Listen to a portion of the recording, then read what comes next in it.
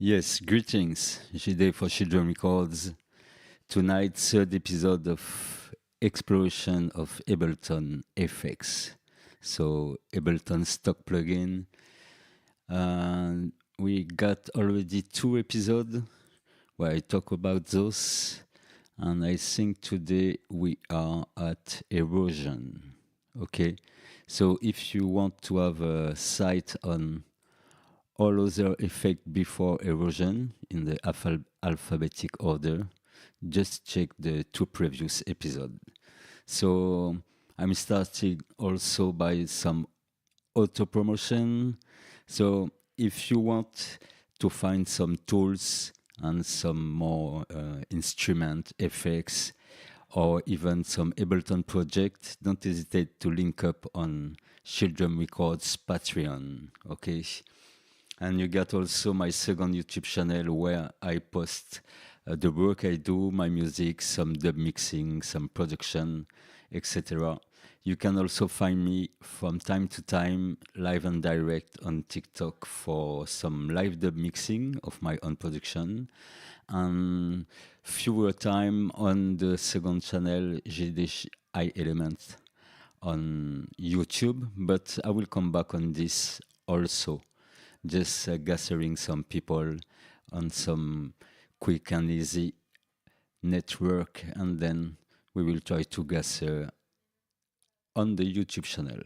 Okay, so let's go. Shieldrum Records tonight still in the effect list stock plugin.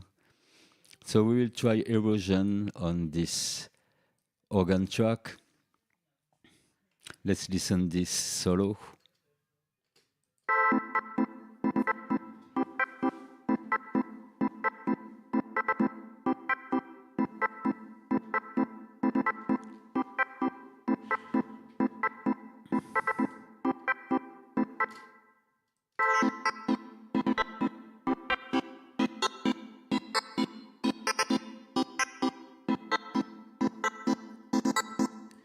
So erosion is well named as it will modify or downgrade a bit the source we will set in it. Okay, so apparently it's like a modulator, and we can modulate with some sine signal, some white noise or some noise. So let's try all of them and try to change some of the parameter.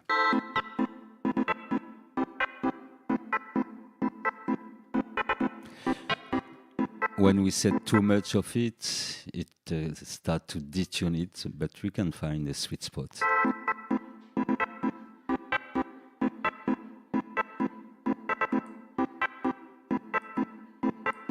So let's duplicate that one. Okay, and bypass it. And we will try to set another setting here. So I guess erosion is a great tool for two clean sources. Generally, when you use some synth or some organ emulation or things like that, it's a bit too clean. It's not that we don't like clean sound, but when this sound will be with other sound like piano and heavy drum and bass and other melody, yes, some source we can make them more appealing by dirty a bit the sound.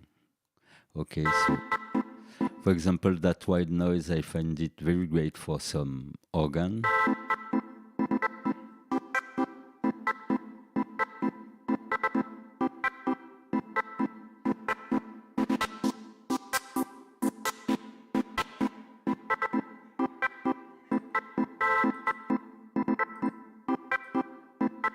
Okay, we'll leave it like that, and let's duplicate it again to test the noise, simple noise.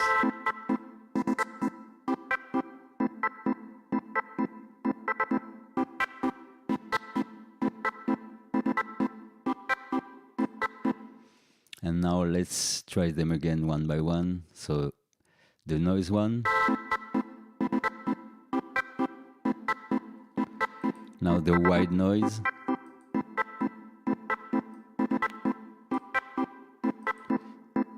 and the sine.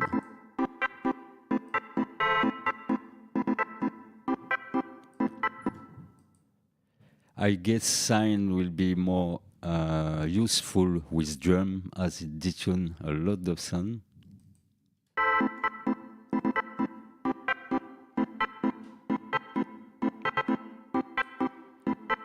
There's some rolling thunder outside. Let's hope everything will be cool. Greetings in the chat room, the data tuning. So I will cut that one and try it on the drum. Let's find a drum track with a lot of events in it.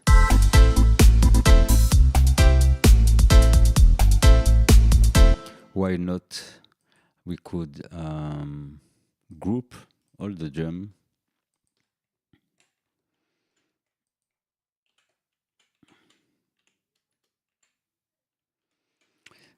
That way we have some event in all frequencies.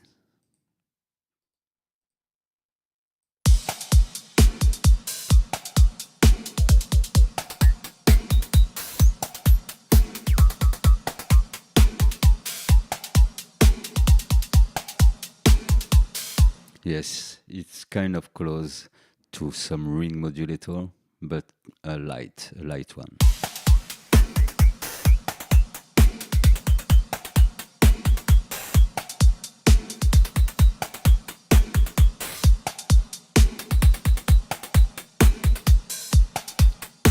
So for example, on that frequency, I find it interesting, like it give a kind of 8-bit shape to the high frequency.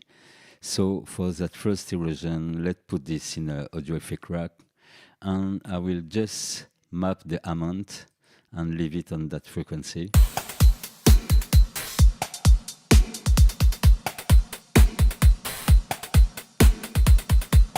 It brings that little crunch, so let's call it crunch. Okay, and why not map also the frequency?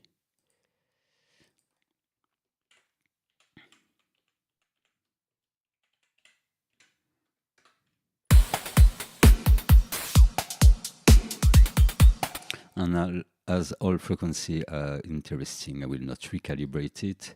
So let's set some color. Okay, and let's add a new one.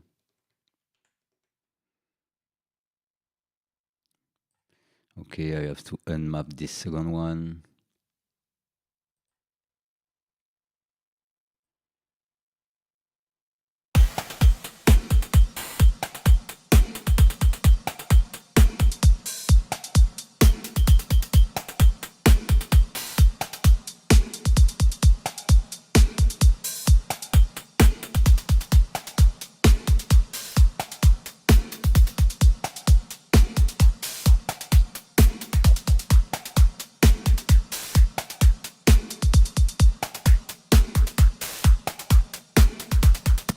Yes, and I will use that one as a second crunch.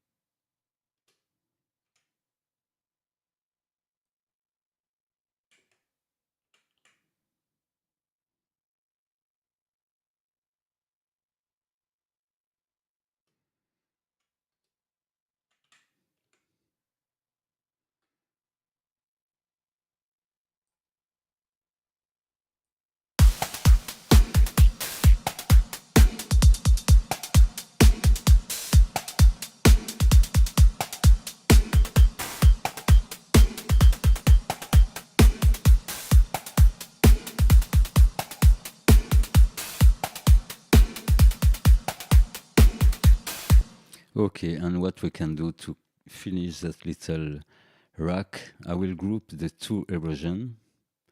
Oh no, I even don't need to do that. Just go into the list, switch here, and here will be the erosion line, and we will add a dry. So I create a new chain into the effect racks, and this chain have no effects, so this is a dry signal. And what we can do to finish that rack is to set the effects level and the dry level.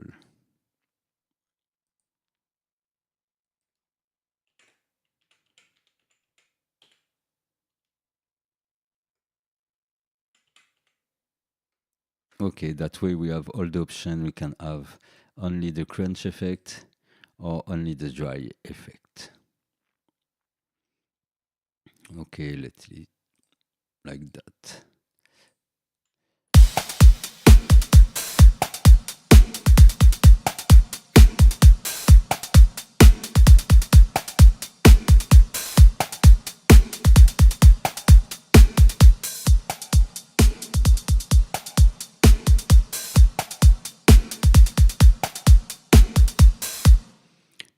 Okay, so let's go on the next now.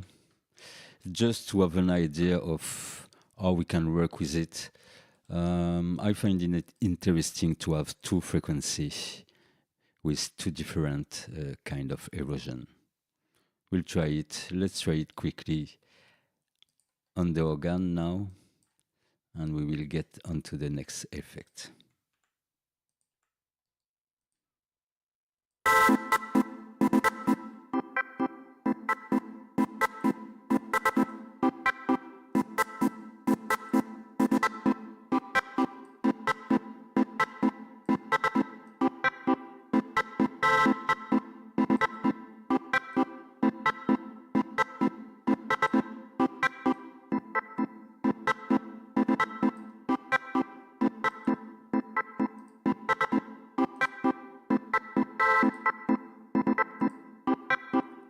And as we can hear, each of them bring their own color.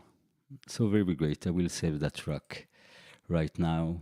So when you create effects, I recommend you to create a folder, send everything on it, and set your folder as a shortcut here on the left in the browser. Because I guess with the time, we gather a lot of effects. So let's call it simply crunch effects.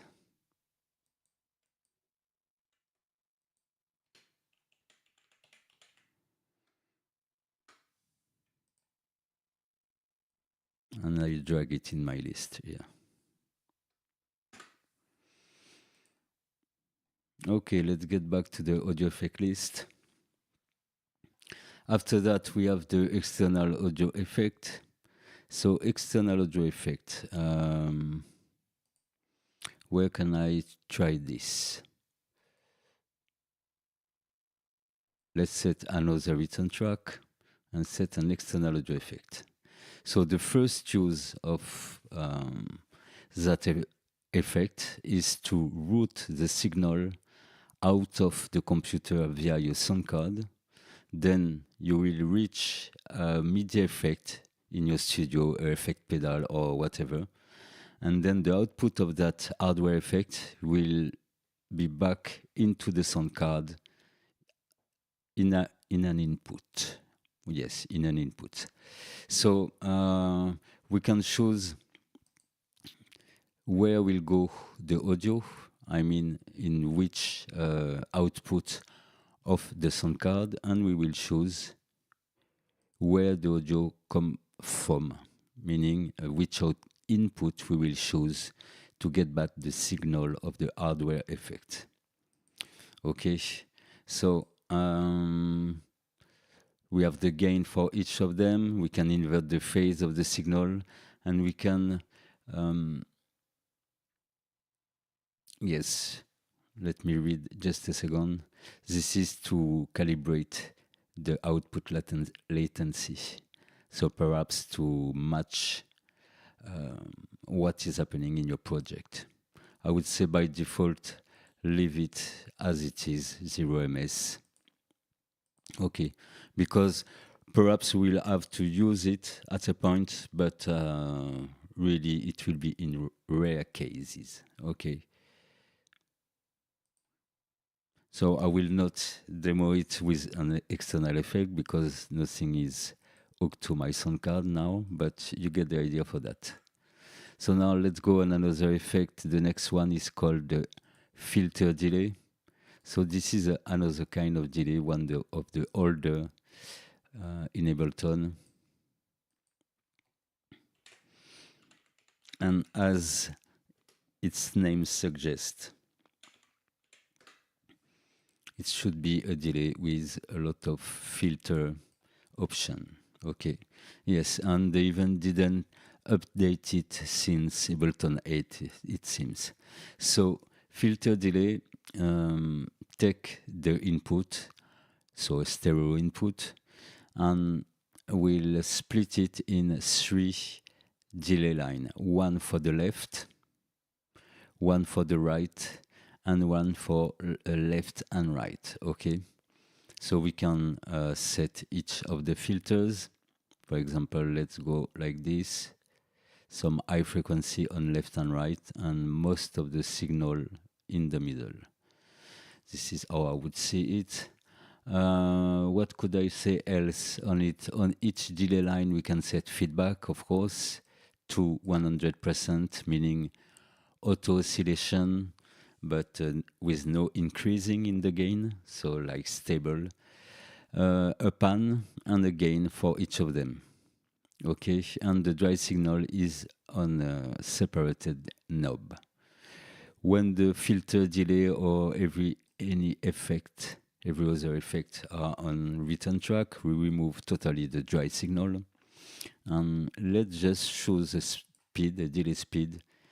And what we will do is to mute out the left and the right and just work on one delay for now. We can try it on the piano, for example.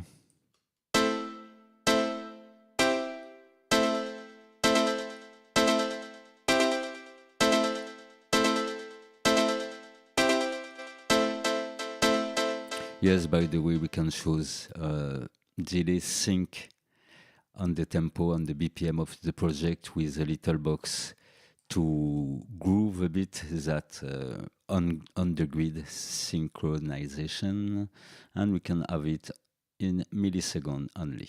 Okay, so we will focus on that one. It will be more easy and quick for tonight.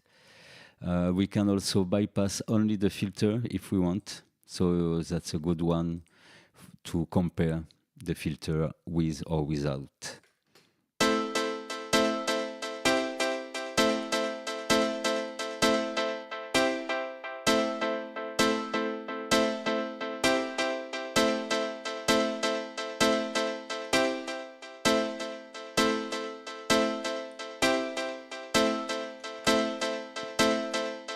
Okay, so now that the center is set up, let's see if we can find some different speed to set on left and on right.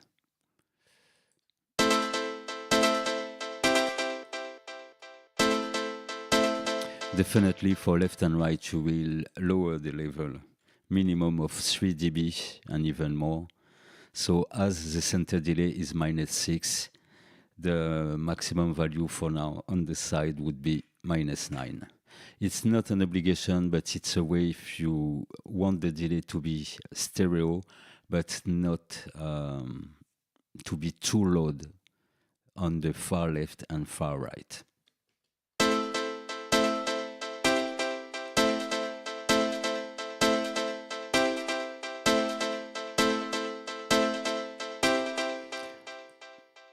I guess at first to hear very well the rhythmic that will occur with this 3 delay, we will set all of them at -6.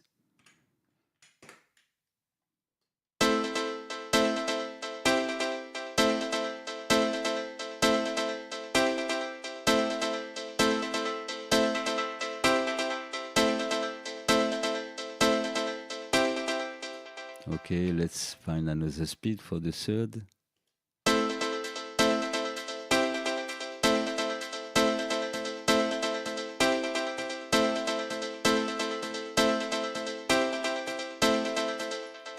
Okay, so sometimes the effects the name of the effects don't show fully what can do this effect, and this is the case for filter delay. The name is focused on the filter side, but what I find very interesting in it is the rhythmical side of this effect, because it's like a multi-tap delay.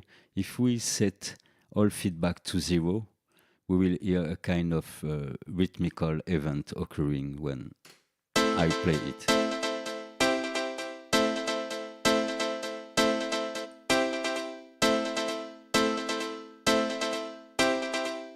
Okay, and let's make a quick try on a drum, because I think this is something that could be interesting on drums.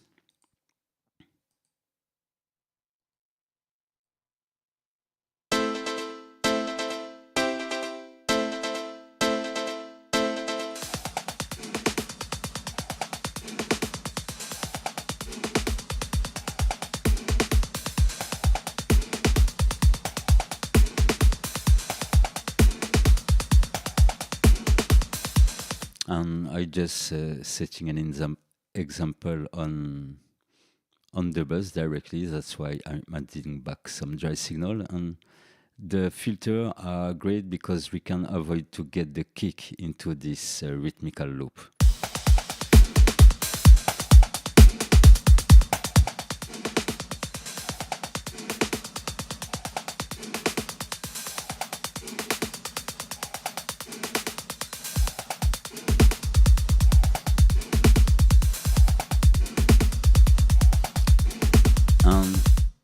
I would say in case of experimentation like this, for example,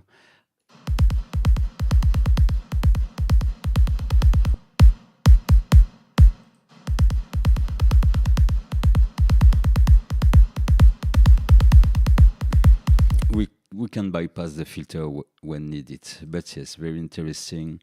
Let's switch this off and send the drum into that delay. I'm preparing here.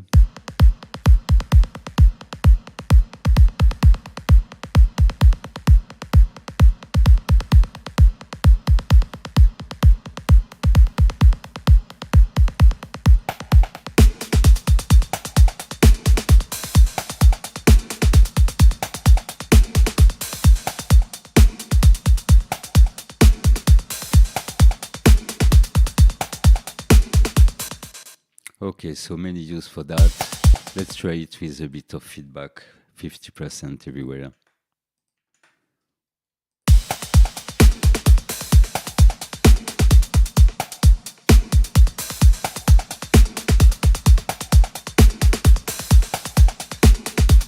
Okay, like multi-groove delay.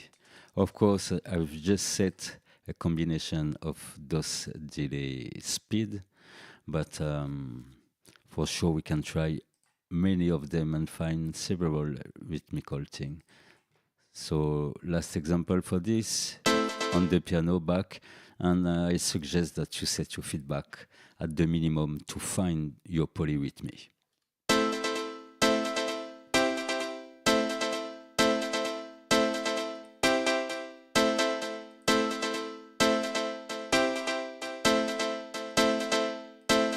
Okay, so very interesting kind of psytrance vibes. Yes. Let's think about a rack for that, because I think this could be interesting. Like that. Let's see how it works if I bypass all filters.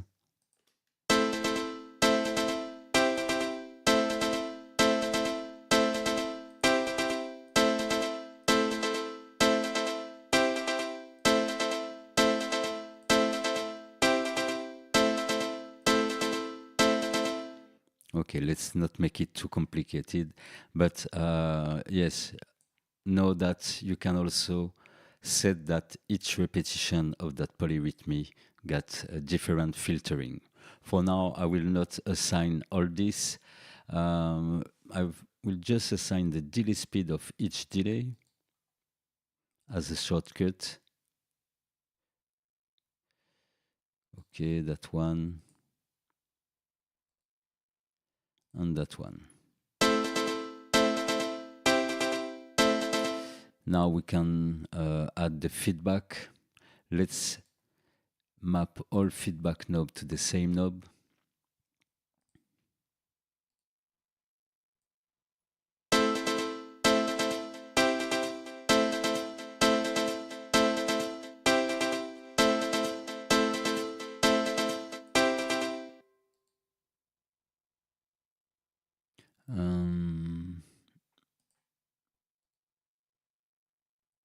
Okay. Better like that.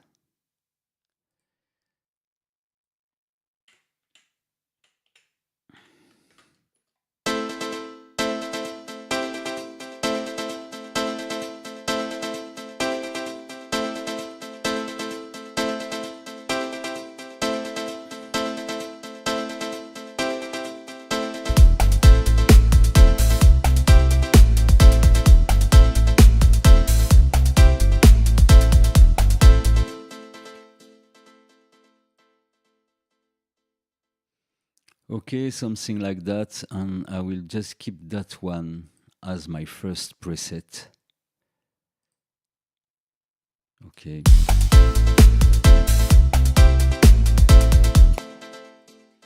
That way we are like making also a little recall about the audio effect rack.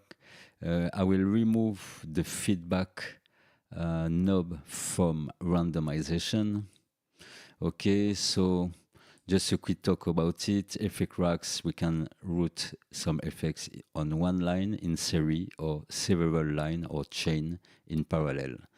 Okay, and everything that happens inside the rack, as you see here, can be mapped to some macro knob. Okay, pretty classic, but now we can also randomize all parameters we set on the front panel with the macro knob, and that's why we can, for each of those knobs, depending on their role, we can bypass them from randomization, so exclude them from randomization or exclude them from variation. Okay, so I keep variation because when I do my preset, I need to set that feedback differently. And yes, like this is okay. Even for the first variation, feedback to 0. I open the preset part of the audio effect rack with a little camera.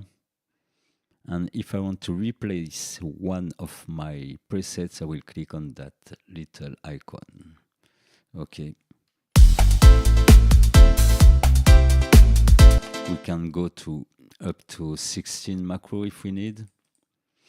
But in fact, let's make it simple, but it was just to show you that the more you need different parameter to be randomized or saved for your preset, the more you will set some of the control to a lot of knobs here. Okay. We can also set different control to the same knob as I did for the feedback one. Okay. And I think last thing I will do is to map also the pan of each one. Okay, because it's something interesting to randomize and have different delay. Even during the same mix, we could click randomize and the pan of the delay would move or choose another preset. So pan, and I guess levels can be interesting also to have on that front panel.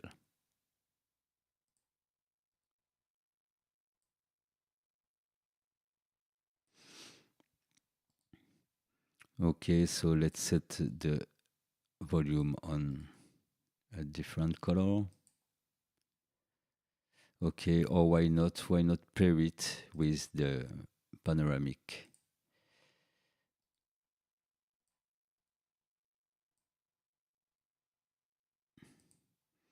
Okay, this is the new default. So for sure, I don't need all of this, but it's just to have them under the end to be randomized. The only thing I will exclude also from randomization is the level output. I just wanted to show some different speed and different pan position. Okay. And for the pan, for more clarity, I will set left, mid, and right.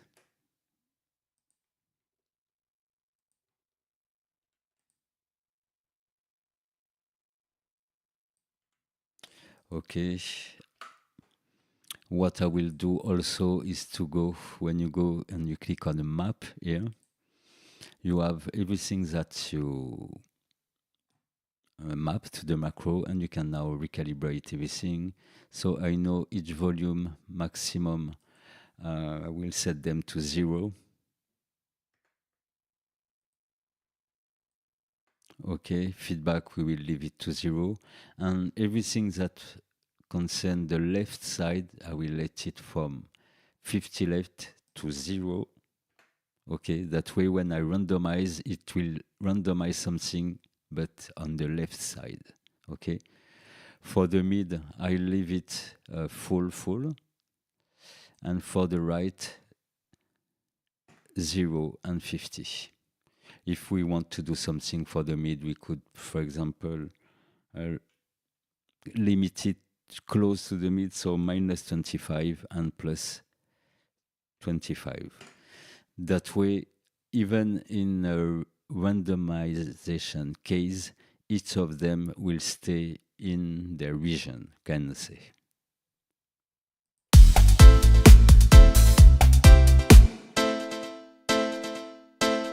Okay.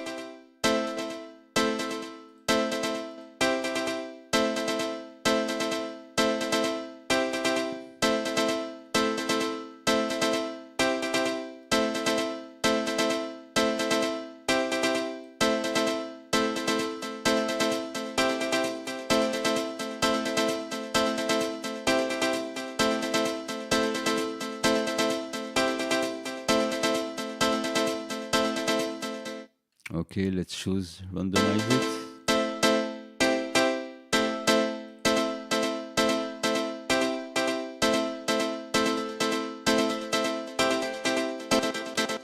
Let's say that one, we will save it as a second delay.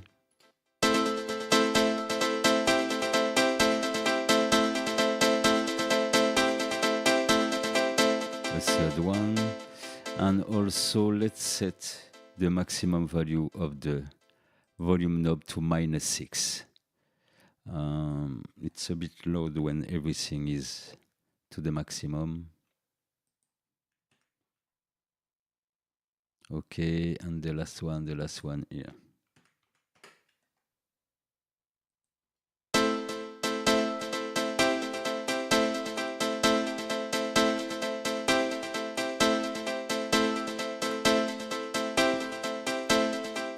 Okay, and I will record that in each of the variation.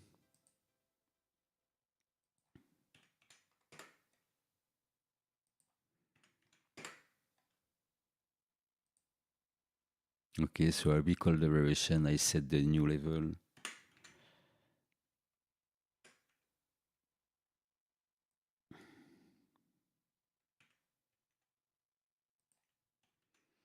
And I save it again.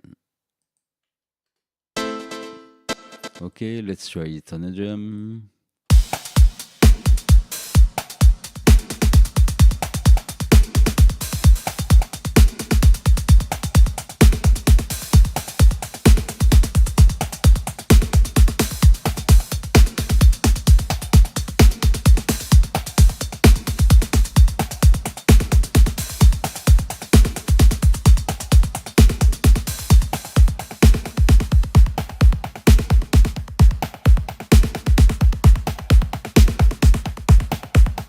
Okay, interesting one also.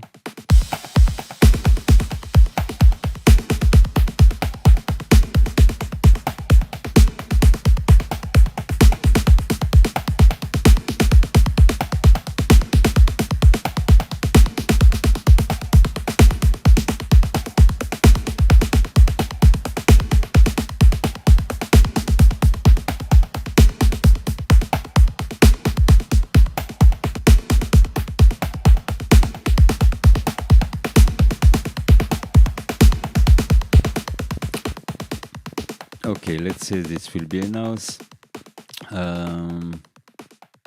Feedback, we will leave it here. I took time to show this because I find it a very interesting way. We were talking about the filter delay, but to be able to compare and to have a quick access to different settings, yes, I recommend for most of the effect to build your own rack, do that kind of job of mapping the most important macro according to what you want to randomize, because really this thing it's interesting. Okay, let's go. We will go on next one now. We got a new rack. Let's call it our multi-tap delay, for example.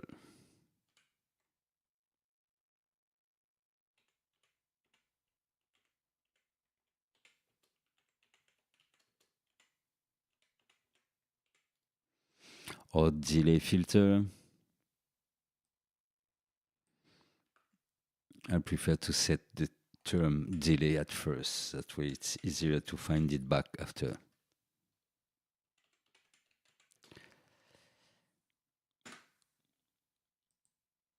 Okay, and let's save this into the folder. Perhaps I will drop a few of those effects I build here on the Patreon. I will choose some of them to drop. That way you can observe and you can get an idea in the mapping section and things like that. In episode 1 and 2, I didn't put them all on racks. But yeah, I think it's a good idea also to show the versatility of the effects. And for this example particularly, for dub and crazy dub, it's very interesting to change all this.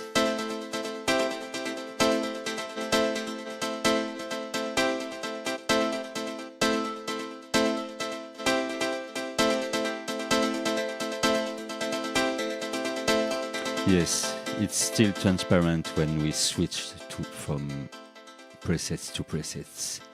Okay, so I will keep it here as a second delay. And let's go on the next one now, which is called gate.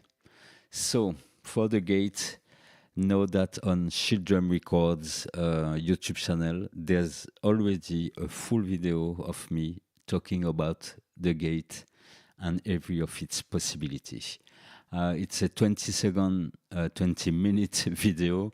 So I know you can find it in the French playlist, French tutorial playlist. Perhaps we can find it also on the English tutorial playlist. But whether you are French or English talking people, I recommend to go check it. Definitely. Okay, let's see in playlist here.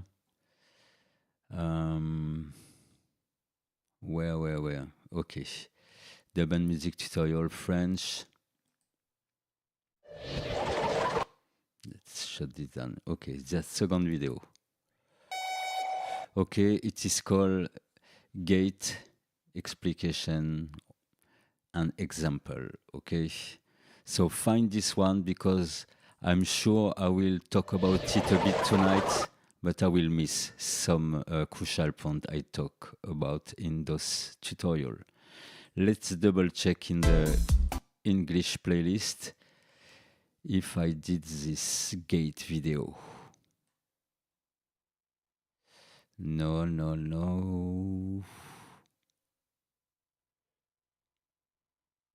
It seems not. So just go and decode my French video, but really it deserves a stop because a gate is more than a gate. That, like every other effect, is more than what it is at the beginning. Can you paste the link in the chat? Some additional work, so okay, let's go. This is what I will do.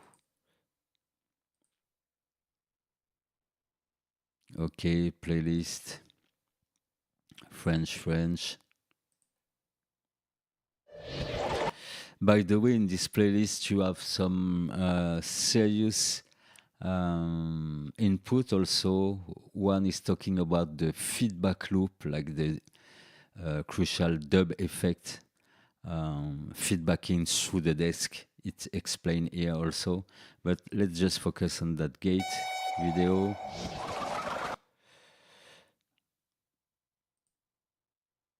And I copied that link. And let me check the different points, what I talk about in that video. Okay, here the link first in the chat.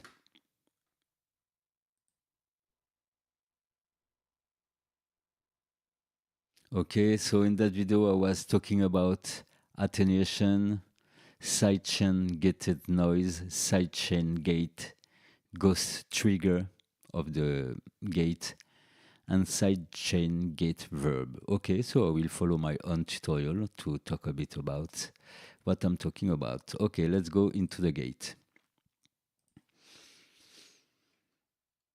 On the drum, it will be more useful first.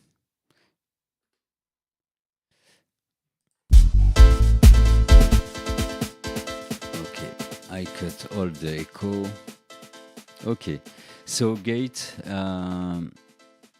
is something with a threshold. Clearly, it's the opposite of a compressor, in fact. But yeah, you have a threshold, and this is your gate, in fact. And when a level will cross this threshold, we will hear it, and every signal under that threshold will not be heard. Okay, so generally we will use the gate to clean up. Let's say that its technical role would be to remove some noise because it is called gate, but the common name is noise gate. They would use it on mic or things like that on different elements of the drum or vocal on the live stage to avoid the mic to take some additional noise where no one or no instrument use that mic. Let's say this is the fundamental role of the gate. In a live situation. In studio, it is used also like a noise gate, but with the years, it came to be a very great sculpture tool also. It have inspired the trance music. There's an effect called the trance gate, very well known. And yes, so let's go in it. For example, now I put it only on the hi-hat. Okay. If I set it really at the top of the peak, it will take only my accent. Okay. If I open completely the door, so opening the gate to the maximum is setting the threshold at the minimum. Okay.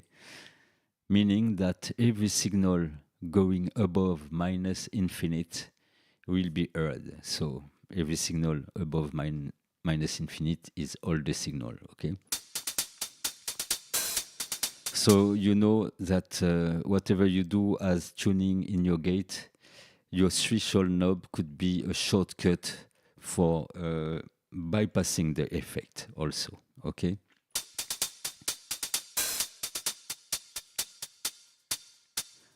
So now let's imagine, as you can see in the little windows, the difference between the accent and all the other signal is not that big. So we'll try to use, by opening with this little arrow, the sidechain filter. It's the same thing I explained with the compressor, meaning every compressor or gate have a sidechain pass to trigger the behavior of the compressor or gate. Okay, and on some more elaborated unit, we have also a sidechain filter, meaning that we can sculpt and remove some frequency or emphasize one frequency, which will be the one to trigger the gate. Okay, for example, we can also listening to what we do when we tune that sidechain filter, okay? So if it's bypassed, We have all the signal, switch on. We can really filter it in many ways. So I wanted to do it to emphasize the accent.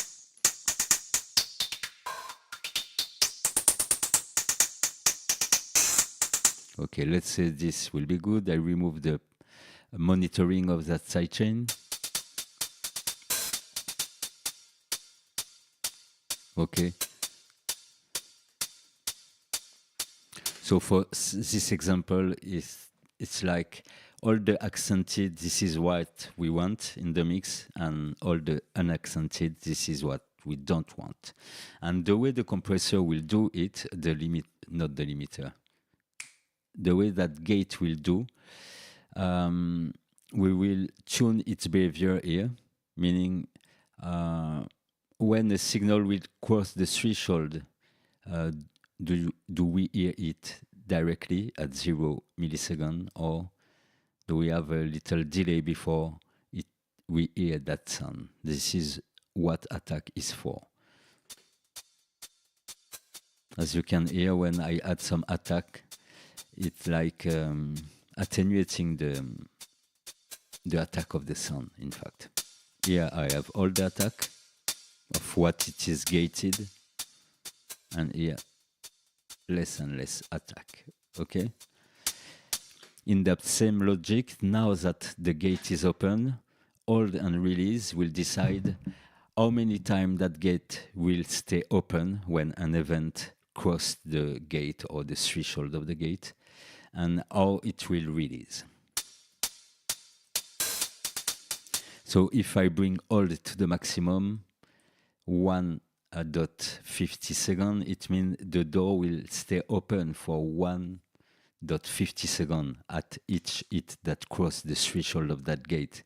So here it's always open if I do that. Okay.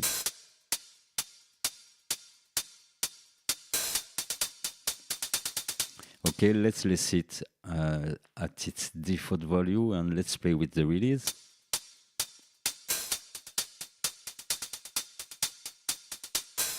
Okay, and as you can hear, we can hear some of the unaccented hi-hats at the end. Okay, nothing. And when we cross 100 milliseconds, we start to hear something. Okay, so this hi-hat, let's finish on the description. So the floor is every gated sound at which level we want them. We can have them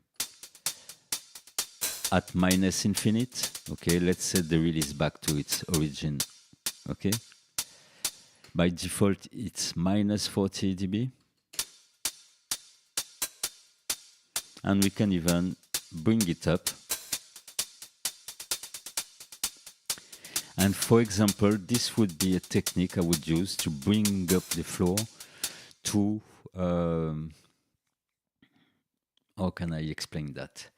Imagine there's no accent, not that much accentuation on my hi-hat, and I feel that all the unaccentuated notes are too loud.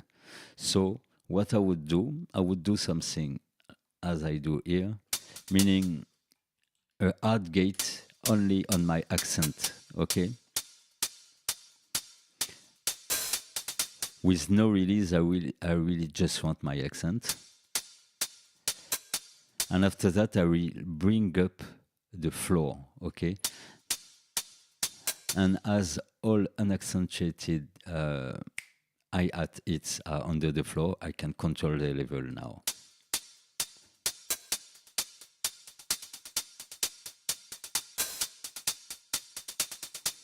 Let me bypass the gate.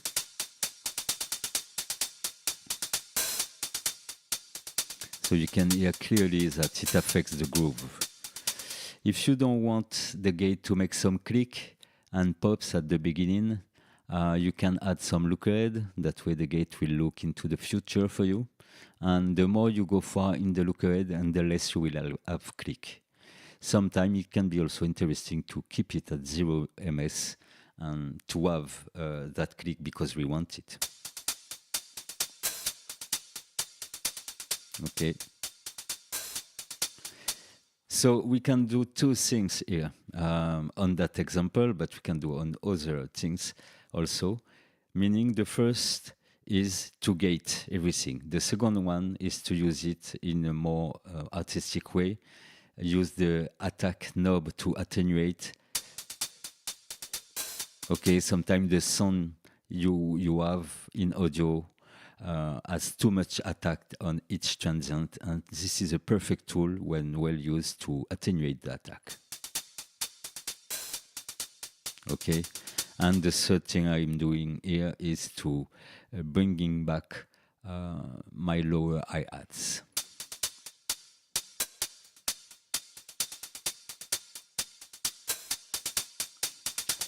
Resulting in more dynamic between loud note and lower note.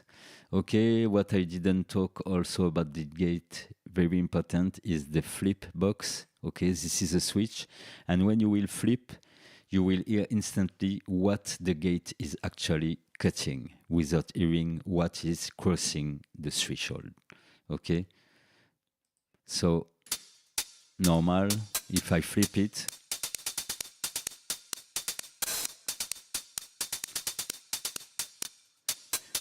okay, so when I flip it, I only hear what it is removing.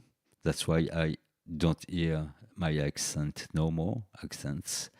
And also, you can notice a little click at the beginning when I'm in flip mode. Okay, and that little click is 0.02 ms that the gate is removing. Okay, because the door is closed before each accent. So using that flip mode can also help you to set your look ahead mode. As you can see, when we set 10 milliseconds of that look ahead, we have no more click removed.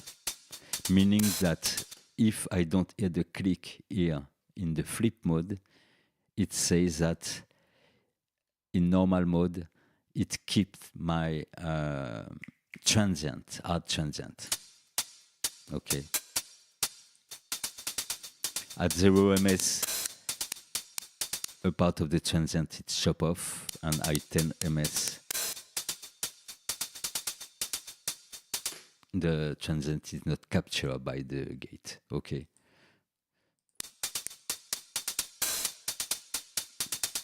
So we can think about even that knob of verification called flip. We can think about it as an effect also.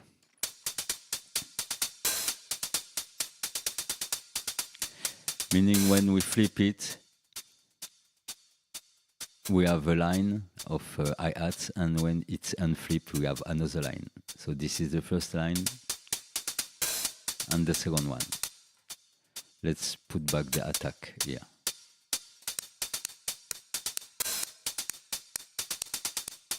Let's try in context in the drum.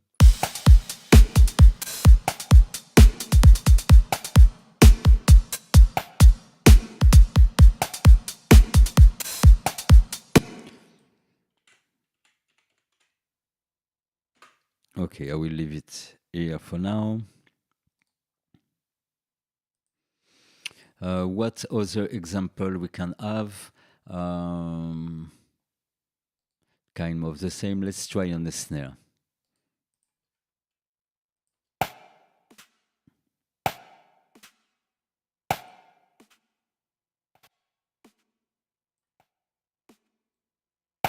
Let's set that to default, the flip to default on the 2. Okay.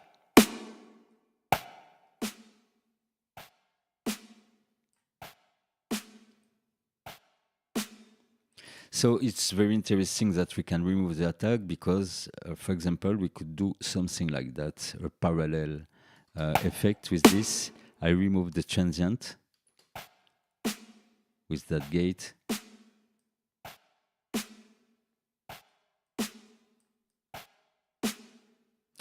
Okay, and what I will do in that track is creating a dry signal, or channel.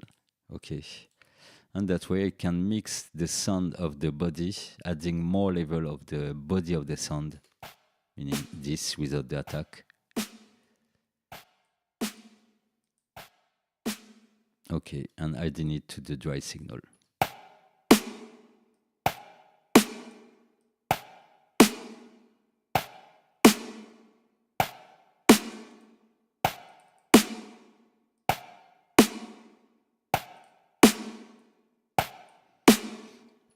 It can be an interesting doubling of sound because we don't double that attack, okay? So we don't have that much addition of a transient and level, peak level.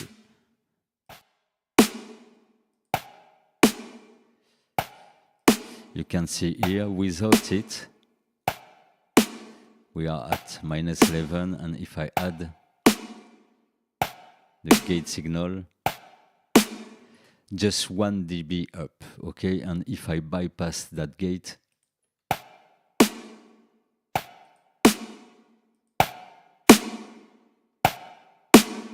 this is what I would end with if that transient was not cut with that gate.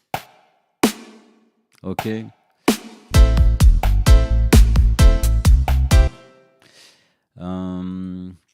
Now let's see what we can do with that external sidechain input. The more is to work with it on several occasions. Generally, it's when you have a problem when you will open this, but don't think about the gate like this. Really try to use it in every case. So to have a great example of something I like with the gate, aka sidechain gate triggering, I will write quickly like a pad line, okay? Because I want a sound that never stop, for example, like a string sound or something like that. Let's look in some plugins.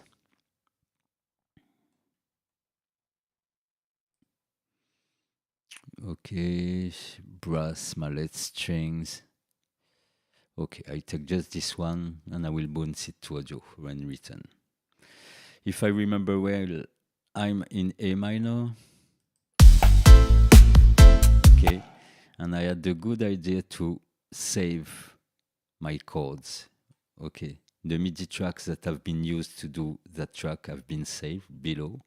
So I take my MIDI track, I duplicate it, and let's go to build some pads with that. So select everything, left arrow to bring it at the beginning, and then simple as that.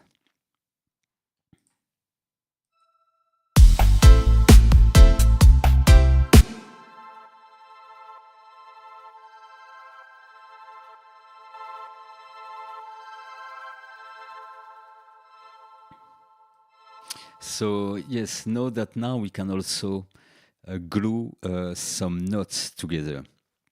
Okay, for example, I want those notes to be glued together. We'll use the same shortcut as consolidate, meaning Control G, and it will consolidate this. Before that, we had to do a lot of other movement. Okay, something like that. Let's drop it on the lower octave.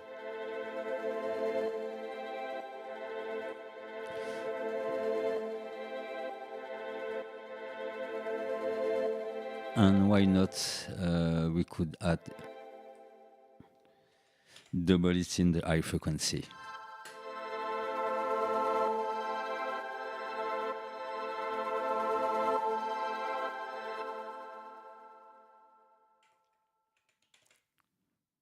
Okay, it's a bit crunchy, but I will leave it like that, not losing that much time into designing a sound. I just need some long sound. This will do the trick. So like that, and I will bounce that track in place.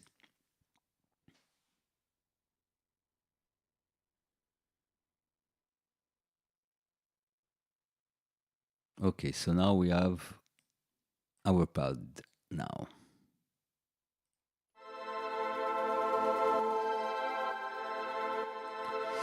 So now the concept is to drop a gate on that. So I will remove this experiment on the snare and everywhere.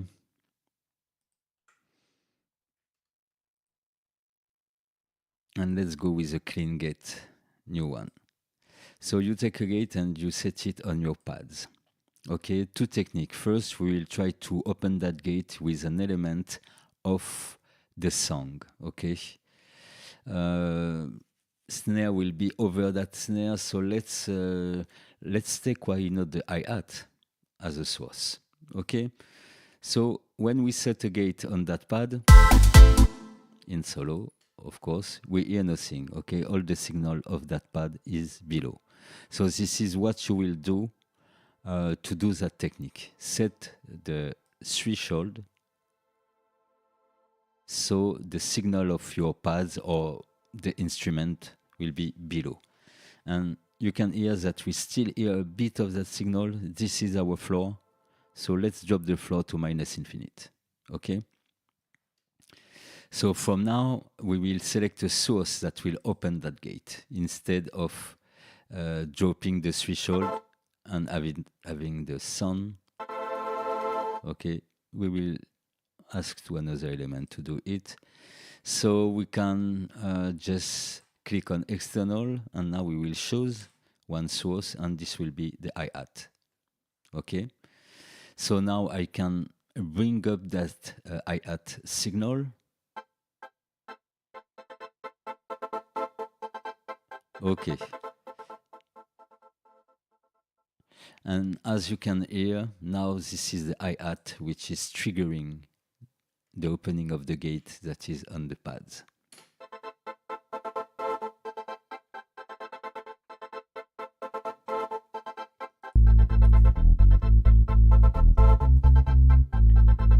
Let's add a bit of flavor on this. We can hear in context.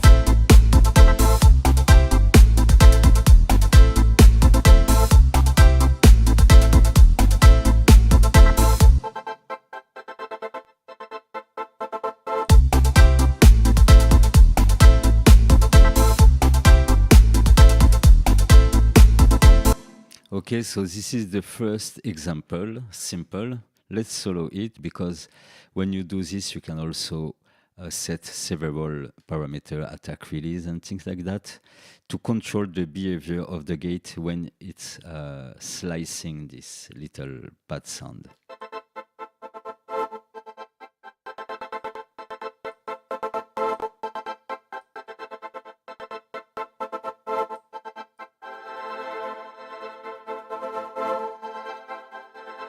Okay, add a bit of release. It's like building its envelope. And we can also bring back a bit of the original sound by bringing the floor up. Okay.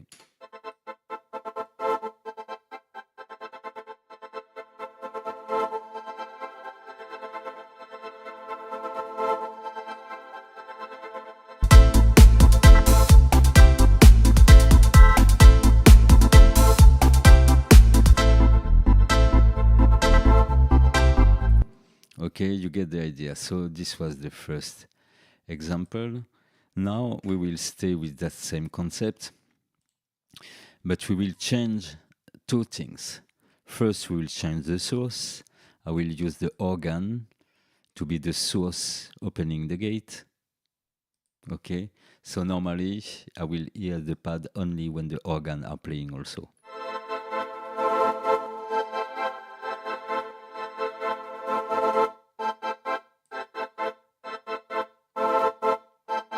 Okay, I switch on the organ. But as this space is already owned by the organ, Okay, the idea would be to get the opposite of the organ, and simply to get the opposite of the organ, we will have to click on flip.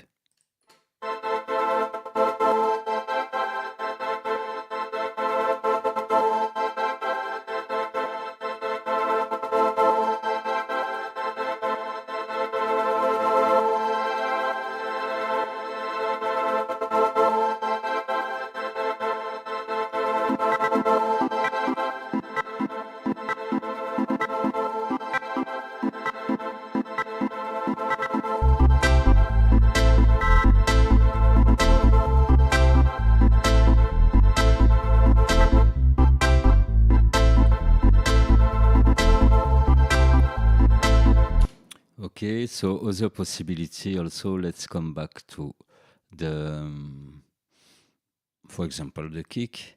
You have the possibility to mix the original signal to the sidechain input signal to have like a different kind of triggering path. Let's say like this, the path which trigger the opening of the gate.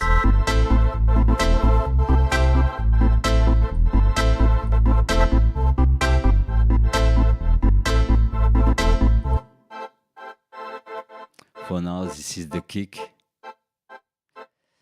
Okay, this is a good example here because kick are kind of wide, and if we want it to be more precise, this is when we will use the sidechain filter, because we will remove all low frequency from it and have a more precise signal. As I remove the low frequency, the level went down. Okay, so now I will bring up that level. And as you can hear, this is the kick, but the triggering of the opening of the gate is more precise. Okay?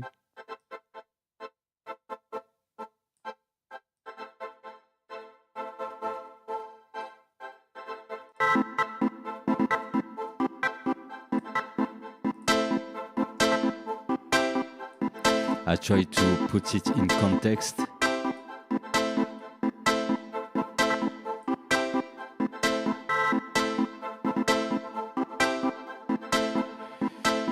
So we can easily imagine that that simple pad, or annoying pad from the start,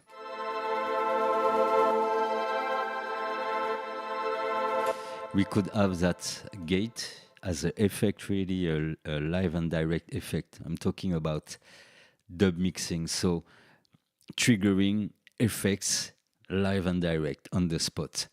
So this tool, which is a gate, really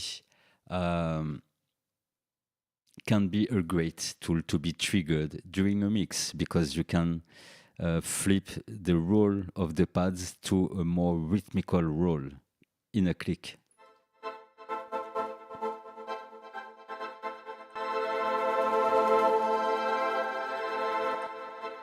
And as you can hear, when the gate is bypassed, the sound is louder, okay? So generally, when I set a gate to do some kind of effect like this, I would set utility effect. So let me find it in my favorites.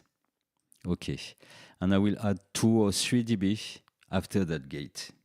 Okay, let's say 2, 3. Let's go for 3.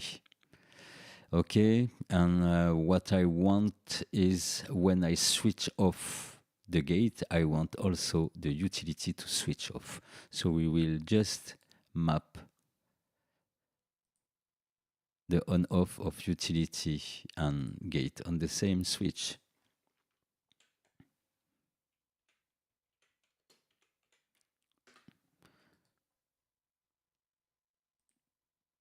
Okay.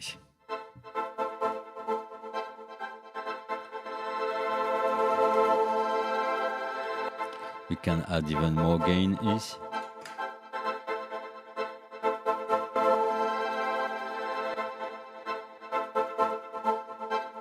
Okay, something like that. It's simply because the sound is shorter and it's appearing less loud.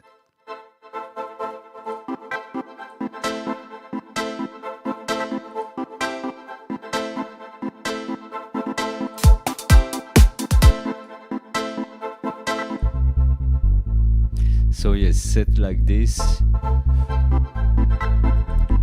We don't guess directly that this is the kick that brings that sound to behave like this. Okay, so it is triggered by the kick, and that kick is filtered to have a more precise trigger. Before that, because this sidechain section on gate and compressor in Ableton is quite recent, and before that, people who needed some trigger more precise would be what we call a ghost trigger. And this is the same kind of technique, but even deeper. So for a ghost trigger, what you can do is create, let's create a MIDI track. We can do it with some audio sample also. But to do it with a MIDI track and a sampler means that we will have the control over the length of that trigger, which will be a rim shot, for example. And also, it will be easier to draw some different pattern of triggering. So for the moment, we will go simple. Just find a sampler, drum sampler, the simplest thing. Okay, and in this, I will set rim shot. So do Ableton have a rim something? No, too long. Let me find one. Okay, that one will do the trick. Okay, so I drop a rim shot. I will write something like the kick, in fact.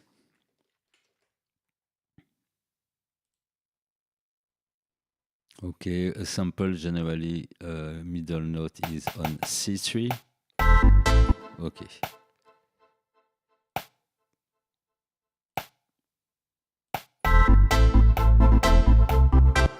Okay, just for you to get the idea, I do a simple pattern for now.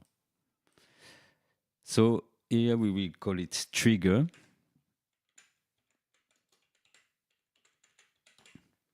Yes, and let's solo it and tailor our trigger. Let's shape it.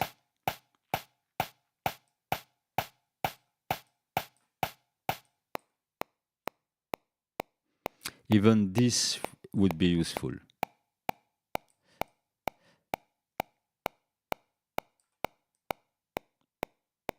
The more short that sound will be, the more the triggering will be precise, and the more we will have the possibility of setting all this attack, release, and hold.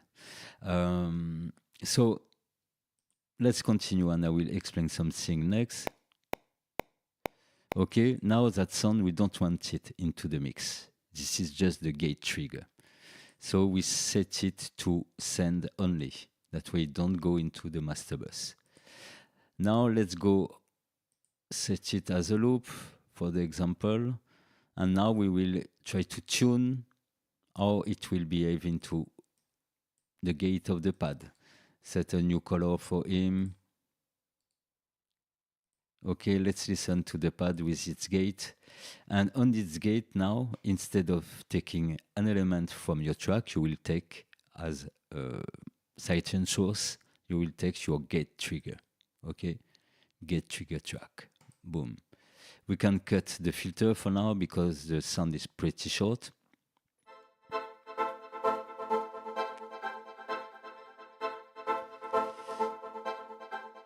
Okay, so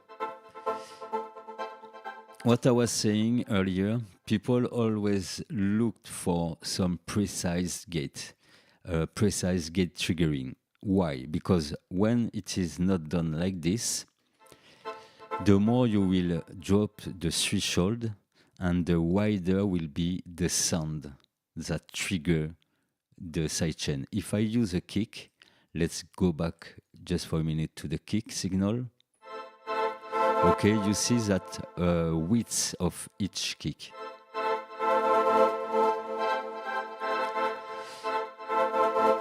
And the width or length of this kick make the triggering less precise because it's open that door like for 90 ms. The signal itself is opening and keeping that door open for 90 ms. Okay, so all the attack and all the release thing, release tweaking parameter, would be less comfortable to have some precise result. So this is why they decided to get some get triggering, the shorter as they can. And we can drop this level also, okay? And let's try to make that sample even shorter.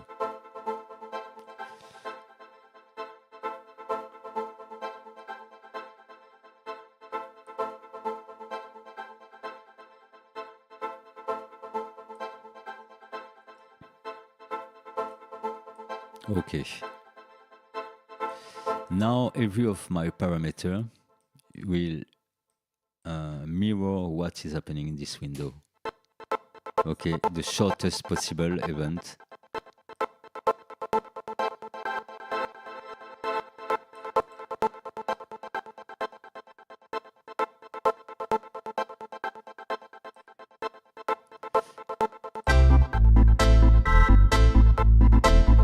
Okay, but if it was to do this, I would take the kick and set this filter on the kick.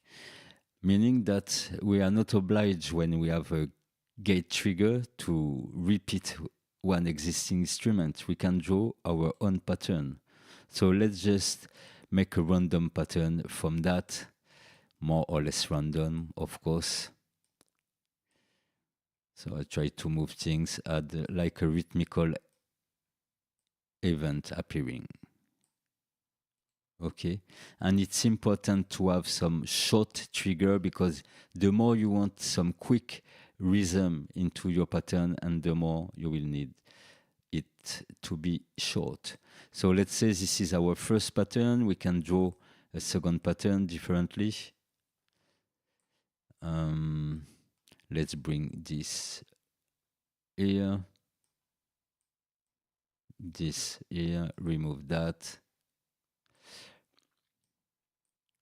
For the example, I really go in random mode, but of course, when you are in the case of a composition, you will take care of building some rhythmical gate opening, which marry well with your track. And let's try a third kind of pattern.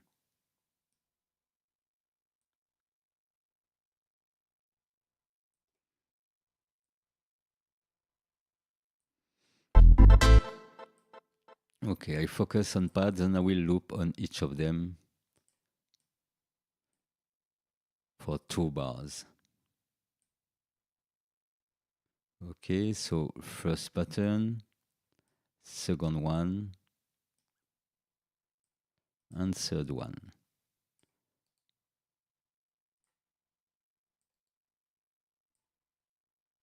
Okay.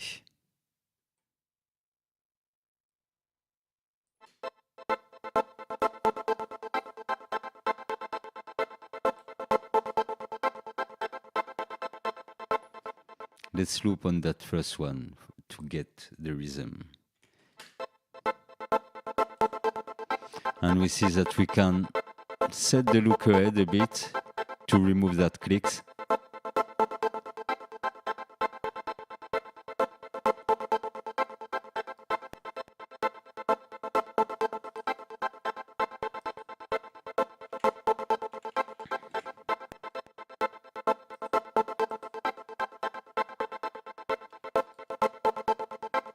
And we still have the opposite rhythm if we activate that flip button.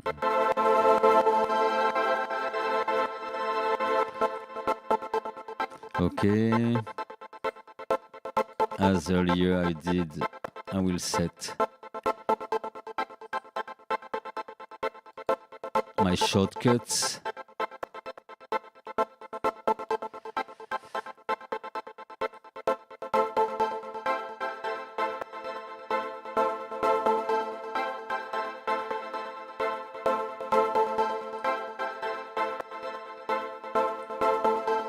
Okay, let's try the second one.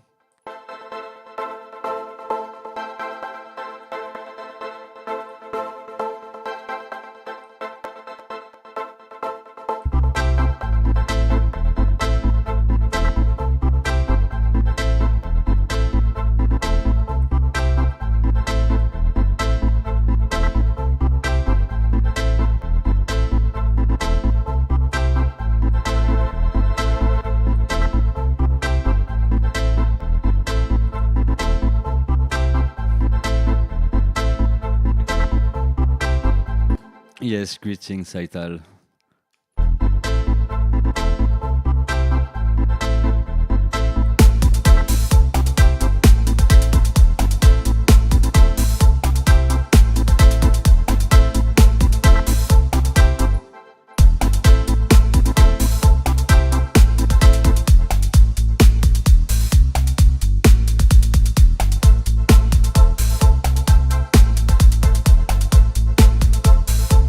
Okay, so I guess we all get the idea now.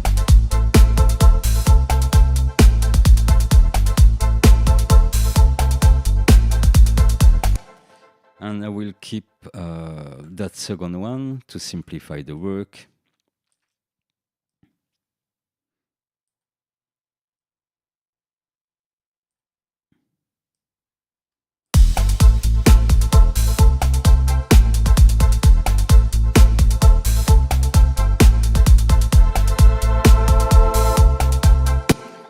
By the way, I will calibrate my gain to 0 dB maximum. Okay, what else I have to calibrate? Nothing, I guess. Okay, and let's see a last parameter to take from that gate.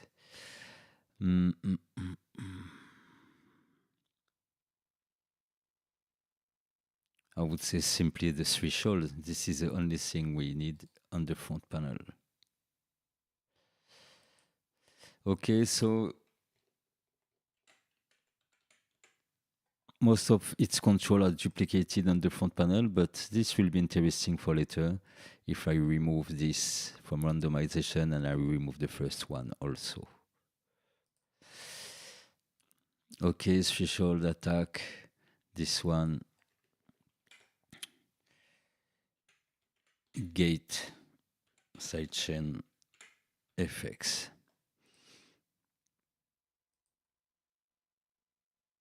I will not go deeper in the gate for now.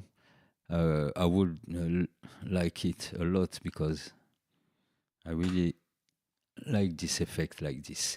So yes, so you can imagine you can draw different trigger pattern, and also as this rhythmical event fit to the track,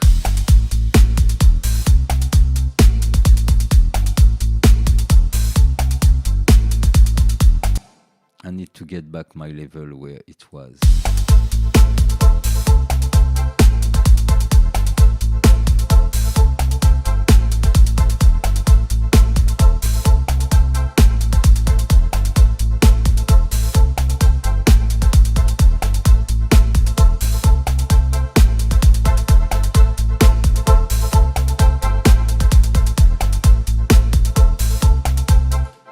Yes, meaning that we can imagine that this gate triggering can trigger or a compressor or another gate, which is on another instrument.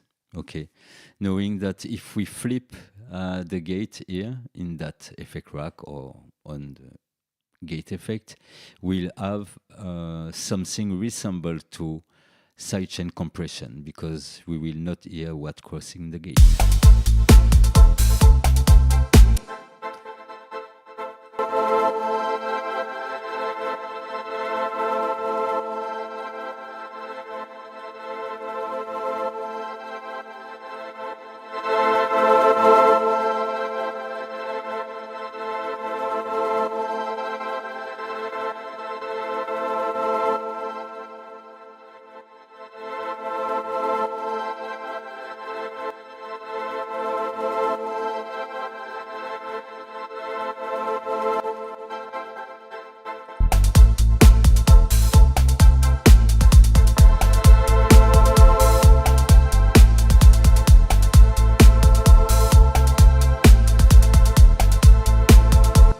Okay. Anything else to say on this? I don't think so. So now let's go on the next one. I just leave you for 2 minutes with that track, and I'm back after that.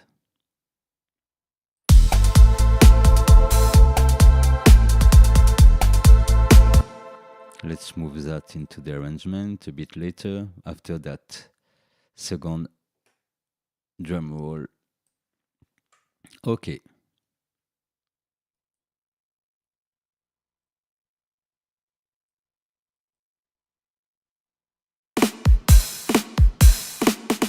Two minutes.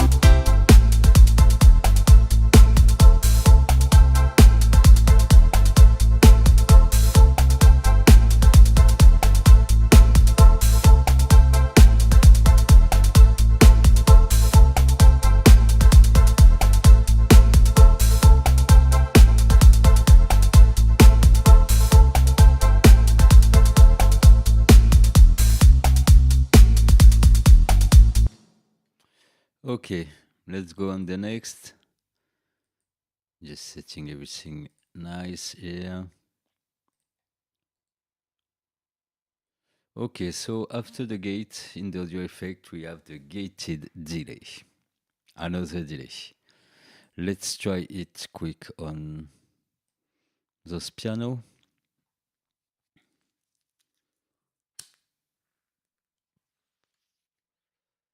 So I will discover it with you because this is something I think I never used. Is there any information? I'm looking on the left side. Okay, delay steps, reverse steps, set the length of the sequence in step. Okay. So we have a first line with those yellow square, which correspond to the delay step. Okay. Below, we have some blue square which correspond to the steps which will be reverse. So I guess that's by steps they are thinking about a delay tap. Okay, so let's just send some sound in this.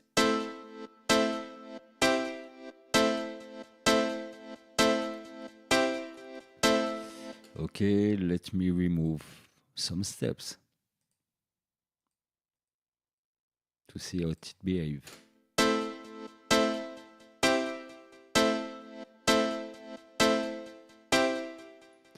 Okay, full wet.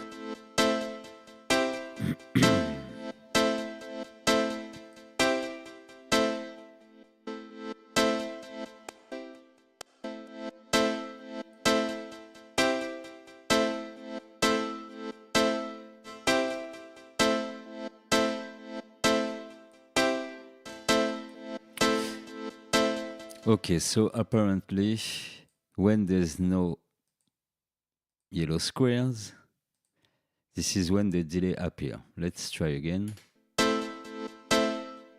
And let's remove all the reverse also. That way we concentrate on what this does to the sound.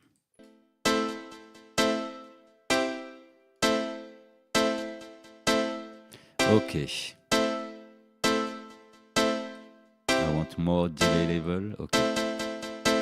Yes.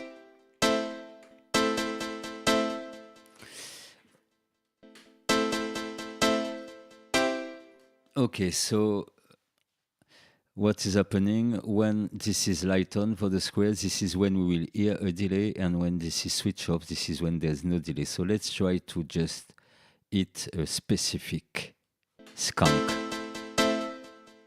like the third one, and remove that here. Okay.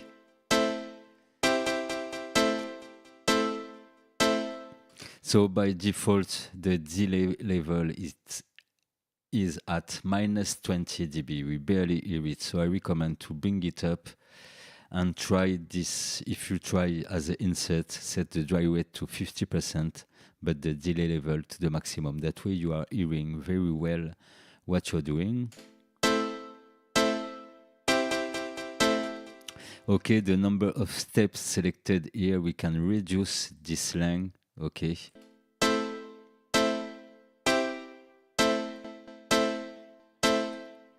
We can also generate random pattern on this. So let's try.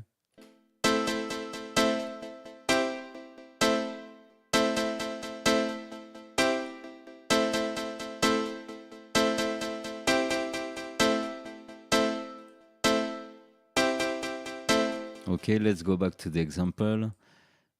Now we will try the reverse and see if some reverse information will work without the delay information. No. Okay, so for the second line to work, we have to have the delay engaged. So let's go just up to 4.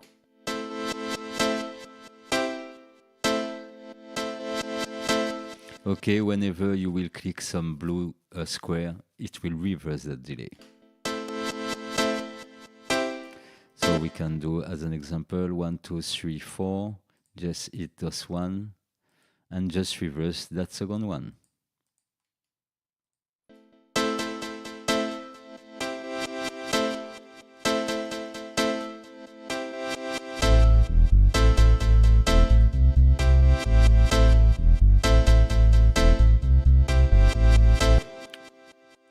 Okay, we can also randomize by clicking the little dice icon.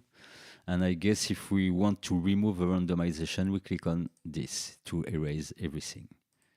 Okay, so a bit of esoteric effect, but yeah, I think something to experiment. Here we decide of the length of this pattern. If we have like 16 steps, or we can try with 12.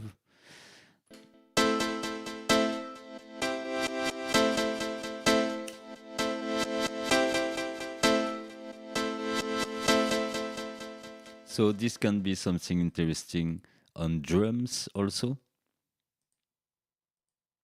By the way, everything is interesting on drum.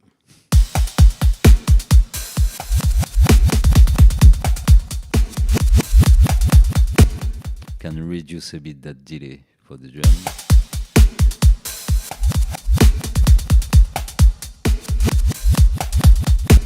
Perhaps more focused on one element of the drum. So let's take the snares.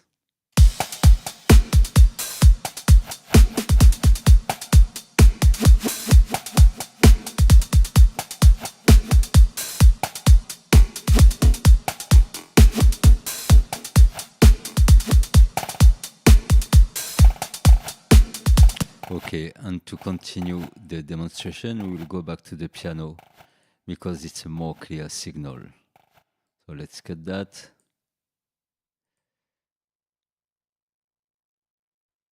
Okay, already one here.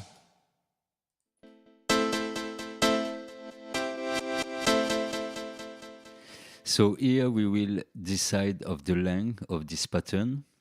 Okay, and beside this, we have the rate, so I leave it on 16. Let's change the rate now.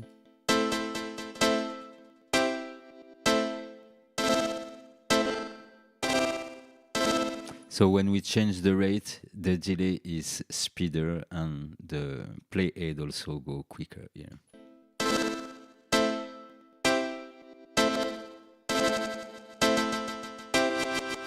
Let's randomize everything now that we understand what is occurring.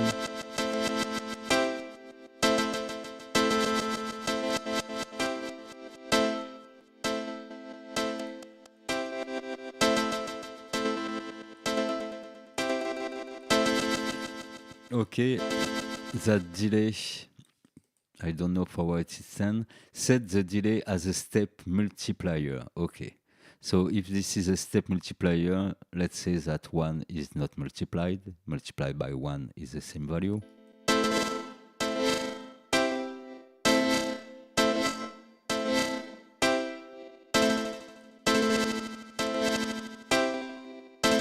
Okay, and after that we have a random knob, so let's see what do the random knob.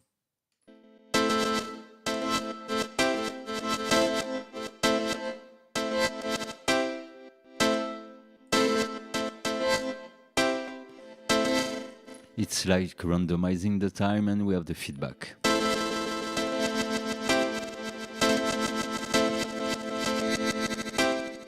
So it's more a kind of bit repeat effect than delay. But I guess the more we know it, the more we can see what we can do with it. It is set as an insert, meaning that when a delay occurs, the original signal will not be here. And I guess that gate will make we heard, will make we hear only the signal of the effect.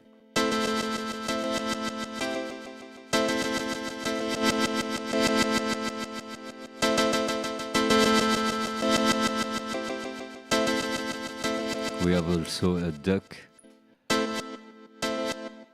So generally the duck effect will attenuate when we have some clean signal, original signal.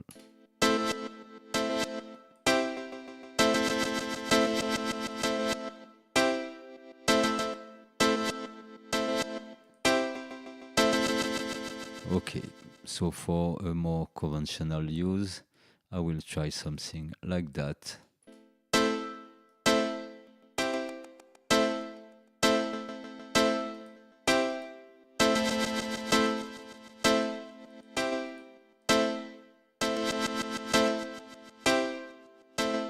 And set the rate to something logical also.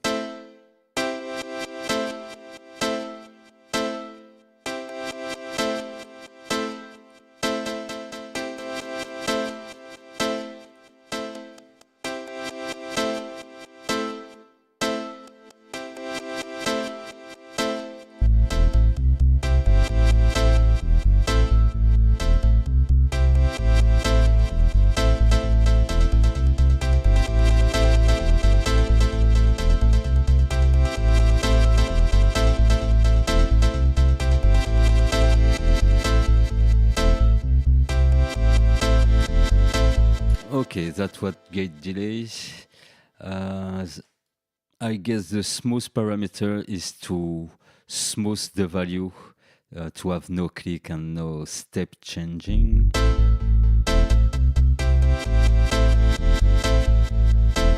Set a fade in and fade out time in milliseconds when the gate is opening or closing.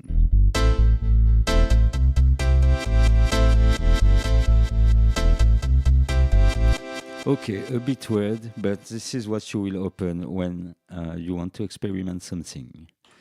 So the next effect, perhaps this emission should have been done with some ordered effect, like a folder with only the drive, the folder with only the compressor and things like that.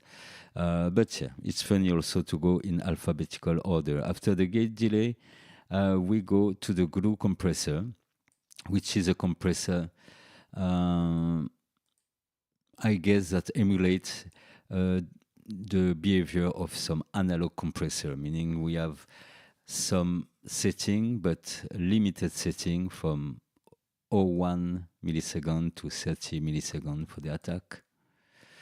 The release and the ratio. It is called glue compressor because generally we will use this wisely just to glue, meaning, yes, glue, explain it by itself, to glue a drum bus or instrument bus. So let's try to compress hard and see what we can do with it. Of course, I will not explain it again, but this glue compressor, as all other compressor and effect, has also a sidechain input, okay, meaning that it will be triggered by another source. It can be also triggered by a ghost trigger. As I explain all this on the gate section, I will not talk about it, okay? So just if you get the video from here, know that earlier in this video I explained this section in detail. So let's go to this glue comp. So here we set the attack and the release, okay?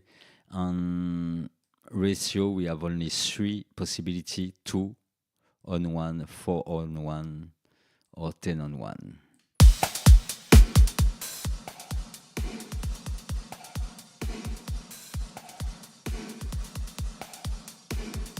Okay, so here I try the shorter possible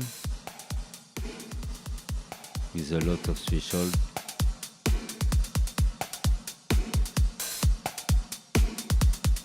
And what is interesting with it, 2 things. We have a soft clipper if needed at the output, if we want to raise the makeup gain.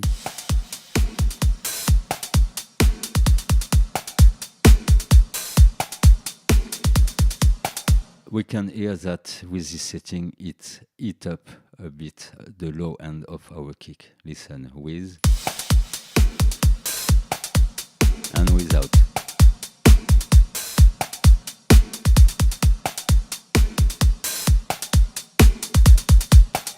And there's less bass because there's a lot of compression. I didn't filter the sidechain filter, so I will filter the low frequency now. But let's say I can't filter it. The other parameter is called range, okay? And in some case where it's compressing a lot like this, let's say you like that sound, but it's compressing a lot, and remove a lot of low end from the original signal, okay?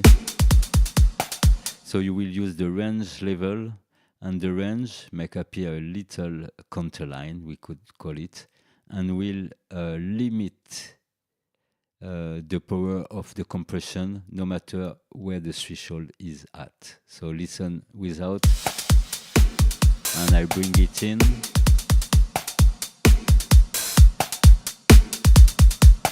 Okay, so it will limit the region of compression.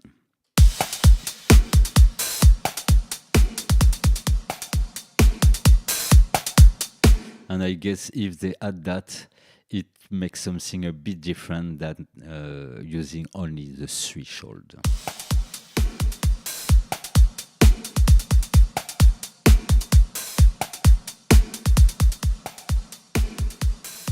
Okay, so let's say we will compress like that.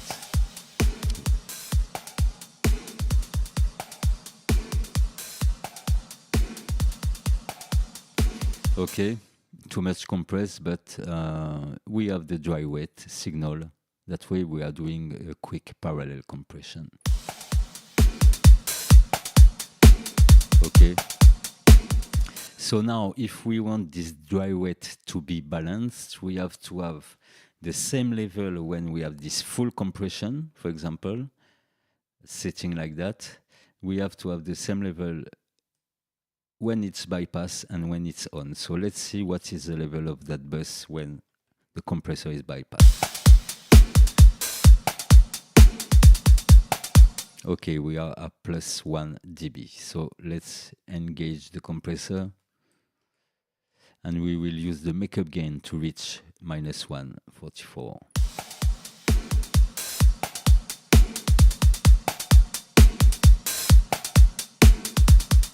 Okay, let's say it's here.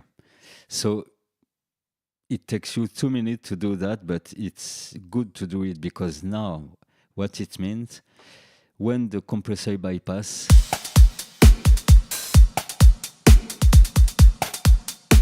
we have the same level that when it is not bypassed, okay?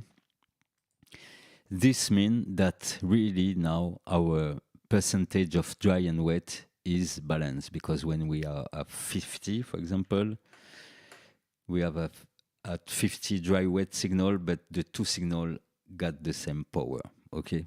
So sometimes this is for people who sometimes want to try some parallel compression tricks and don't get it. They think it brings nothing, but they have to know that we have to bring up the makeup gain to have the same level, full compression and compressor bypass.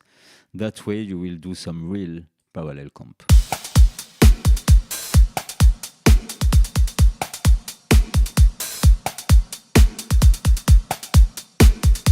Okay, and as there's a very loud kick in this drum bus, we can activate the sidechain filter that cut everything below 200. In the same logic of having a more precise trigger.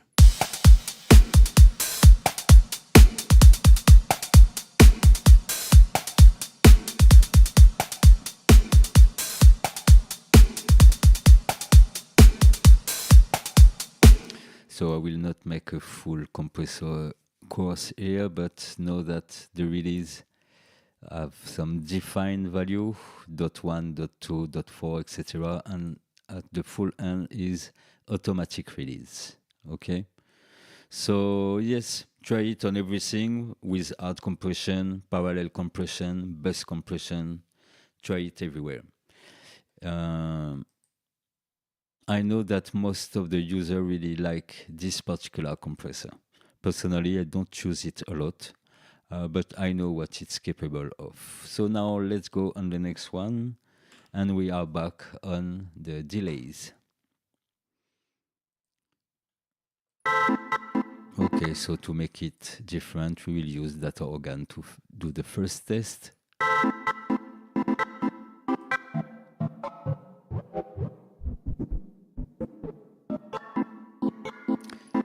Okay, so grain delay is for the name of the nature of the delay. Apparently, this delay is cutting the audio that feed it in little slice, okay? And we call those slice grain. It's like in grain synthesis, things like that. This is the same concept. Okay, so it will cut the audio in grain of the same size. Now we have this double YX graphic. Okay, and you can see we have several possibilities here. So when we select one parameter here, it will tune this parameter.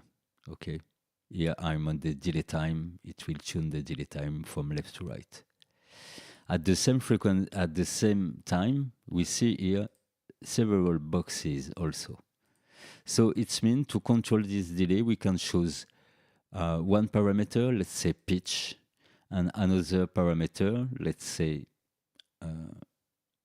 pitch also, and see how it works. Okay, here we move only pitch in every direction.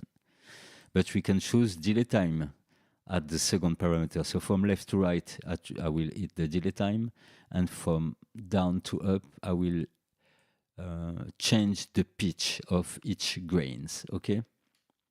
So from minus 36 to plus 12 semitone. Let's listen.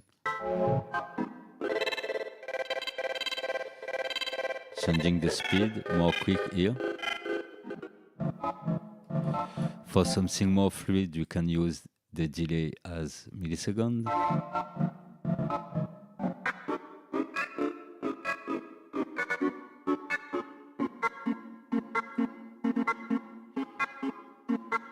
Okay, for example, let's try the spray.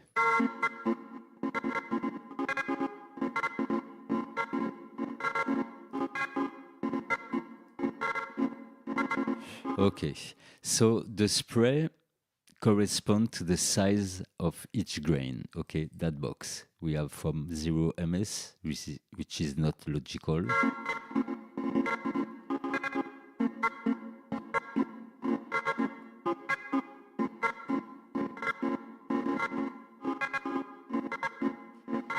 Okay, and below that we have the frequency. So it's a graphic, and we have the same parameter, vertical and horizontal. So in fact, you build your own effect quickly. For example, we want modify the spray from left to right and the frequency up to bottom.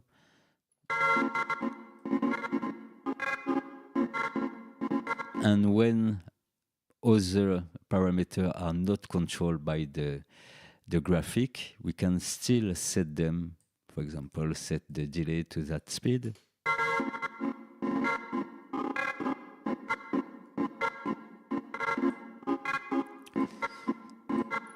So, not going too deep in this rabbit hole, but let's try to set a few of those parameters. So each boxes correspond to the value of this parameter, okay? Spray value, frequency value, pitch value here, random pitch value here, dry rate value here.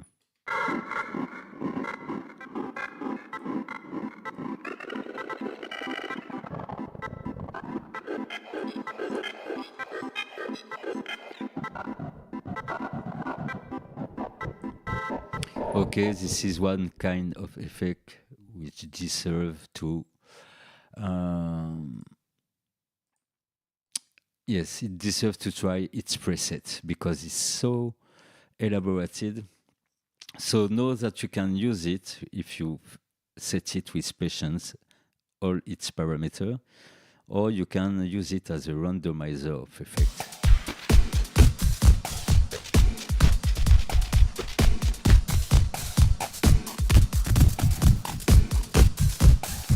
So what I will do, cut it, and I will add it to the other effects. Add a return track.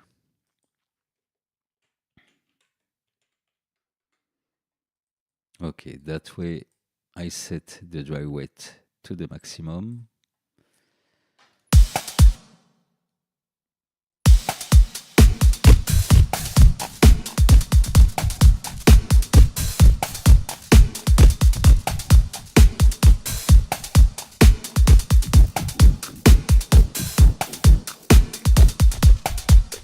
I guess random pitch is not the best for me. Yes, really, below I will use the delay time.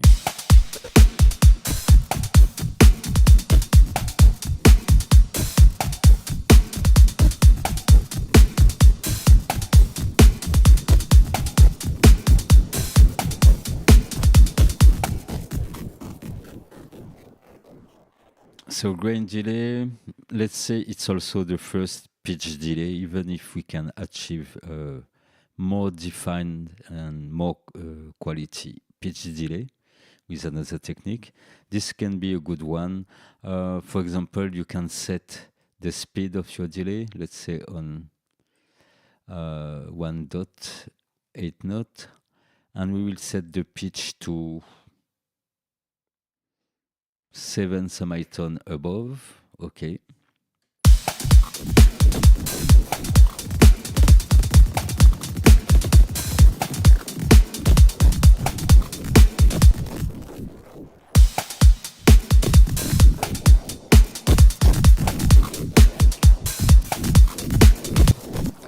And I find it also very wide, so let's add just a last utility after it to reduce the width, stereo the width.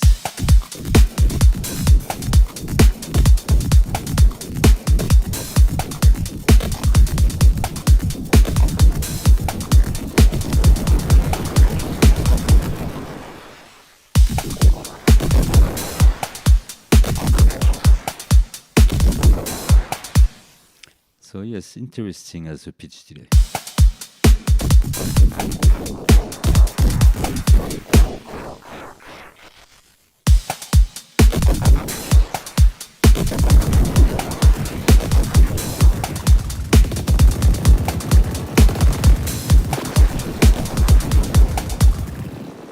Concerning the size of the grain, the shorter you will make them, and the less obvious will be the lo-fi kind of effect.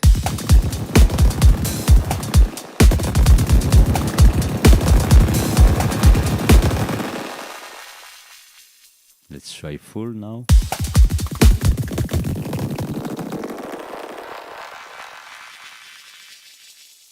So really, this first box is very important because this will be the size of the audio slice, which will be taken to be in the feedback loop. Okay.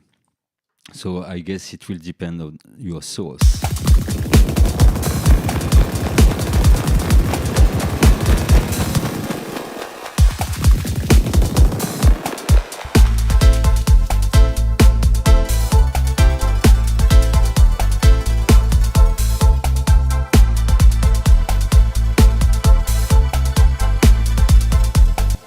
I guess this could be interesting also, post-reverb, to do some shimmer verb. Okay, this was grain delay. Let me set my effects in a particular color. Okay, after grain delay, what do we have in that list? We have hybrid verb, very great reverb. This is the one I use actually in this set, but I will open one other.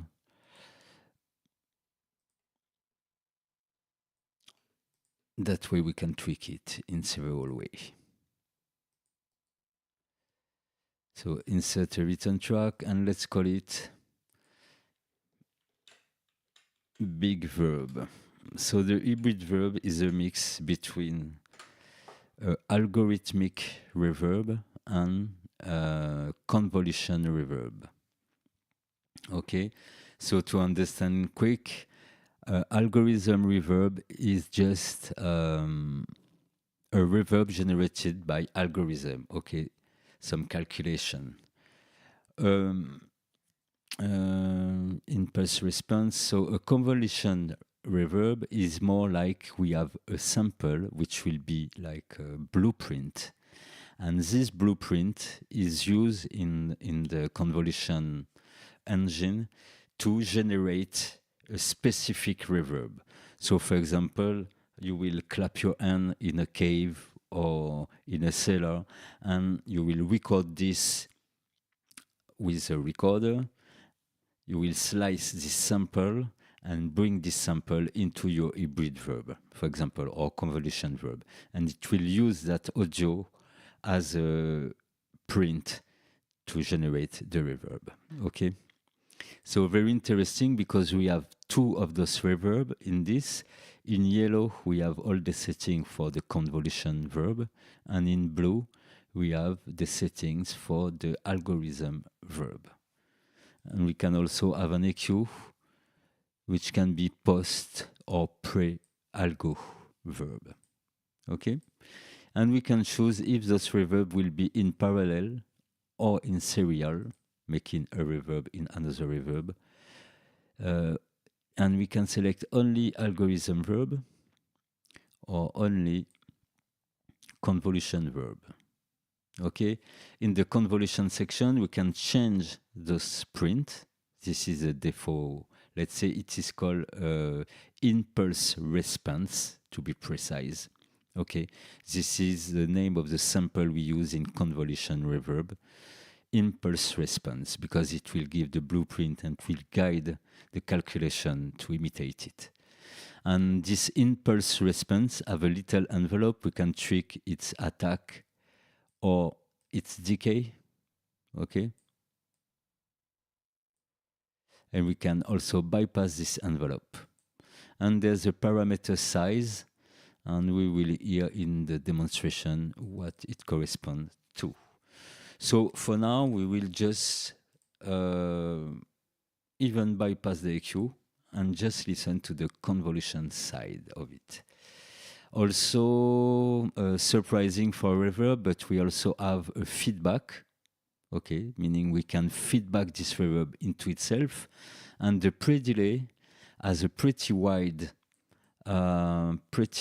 range. Generally, a pre-delay range will stop around 250 or 300 milliseconds, but this one go up to 4 seconds.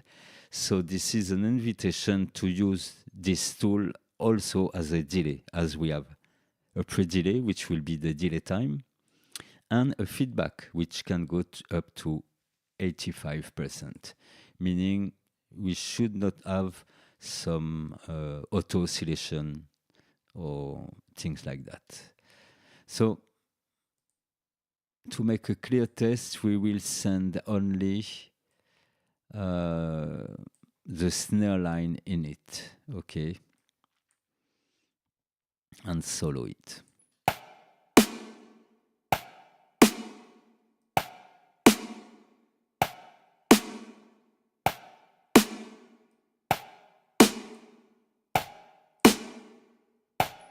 Okay, so we hear just the convolution side.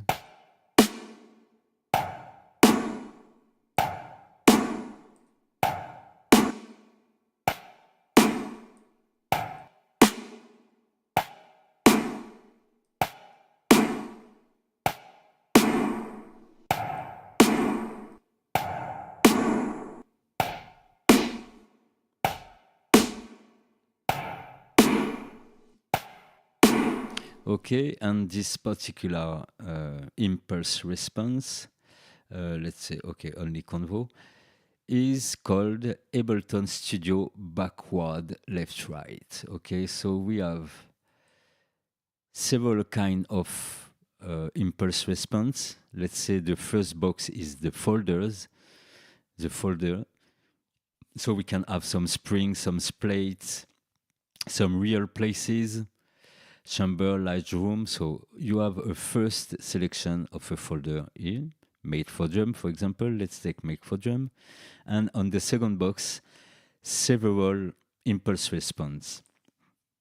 It's that style. So, okay, early reflection. Let's go through the list and see. And here.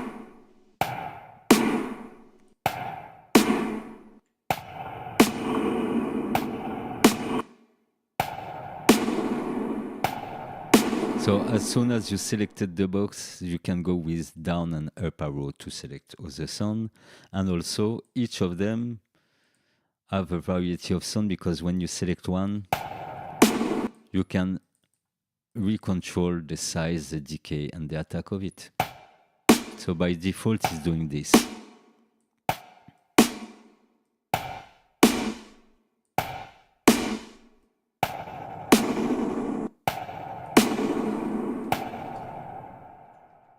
Okay, so early reflection. So just to go forward on it. So let's say we want a short reverb first in that engine.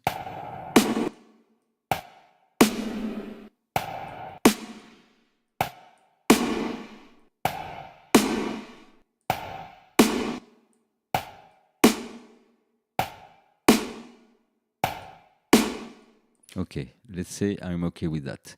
Now we can switch on the other reverb, so the algorithm reverb. And for it, we have also a blend. We can blend the signal between the algorithm reverb and the convolution reverb here, okay? And even if we have the blend knob here, in this case, we are in serial. So the first reverb go into the second.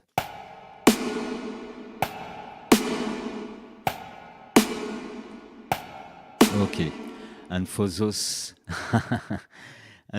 who want to know, some of reverb hardware reverb unit are composed of two elements, which is first the early reflection, so really the first sound of the rebound of your sound in an environment, and then another reverb which will be for the tail of that reverb. So early reflection and verb. And generally, the early reflections are short verbs, okay? So if you want to use it like in a classical way, look for some short impulse response and then work the length of that response with the algorithm reverb. If I bypass it, without, and now with. Okay, can set a different pre-delay.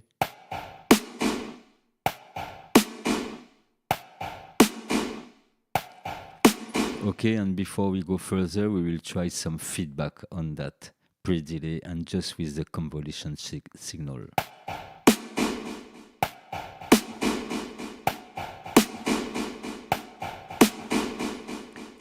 Do we have? Yes, we have also the possibility of having a fraction of 16.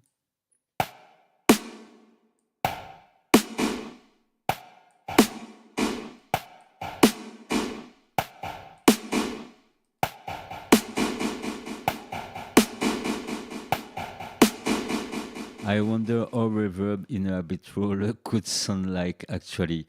In fact, I guess we have to go on this location. We have to go down that rabbit hole with the mic. We have to not forget the mic. And if we forget that mic, we just have our cell phone and we capture a clap there in that rabbit hole. Yes, it's true that we could have a convolution impulse response pack from the rabbit hole also. This would be a great name for impulse response pack. But I'm also discovering it now because I know what it does, but generally when I open it, it's for my room verb and I don't go further. But do you hear just now with a early reflection impulse response, a good pre-delay time and some feedback? It sounds very, very great, I find. Let's try on the piano to hear.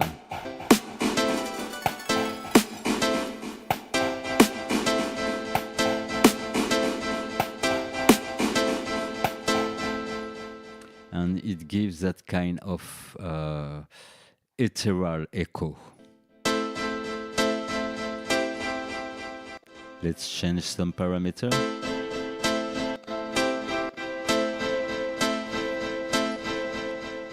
I want to find an exact time for my pre-delay in milliseconds. So I use this Lions Dance delay calculator. This is a free thing you can find on internet. So 130. What is the dotted value? 346. Okay, let's go for that.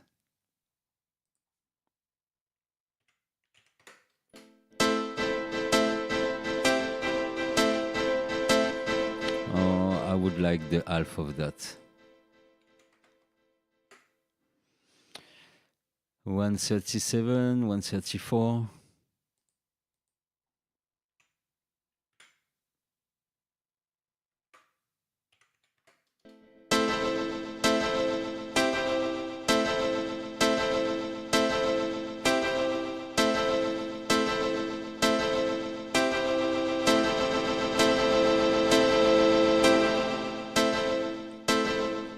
Okay, multitask reverb.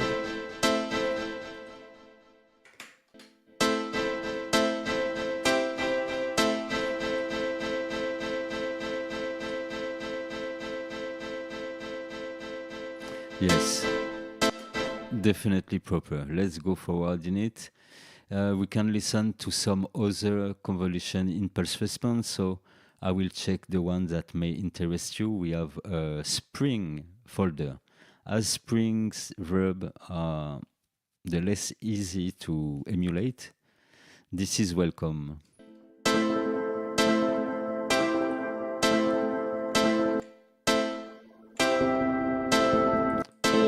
Let's set them by default.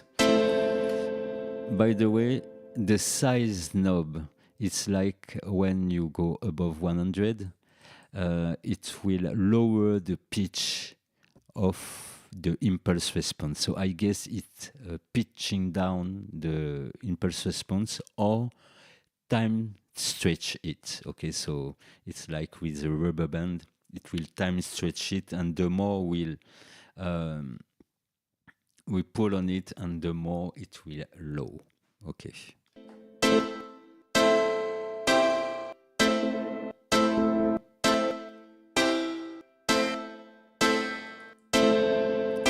Let's try other.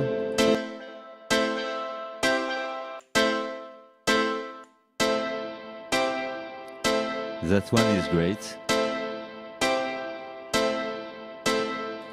Okay, and many other things I will let you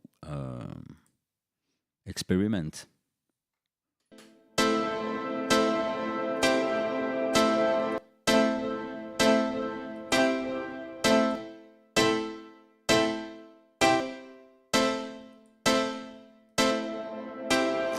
Okay, so before we leave that convolution impulse response, without going too deep in that all, I will show you how I would prepare my own impulse response, okay? Because this is when also this can be creative.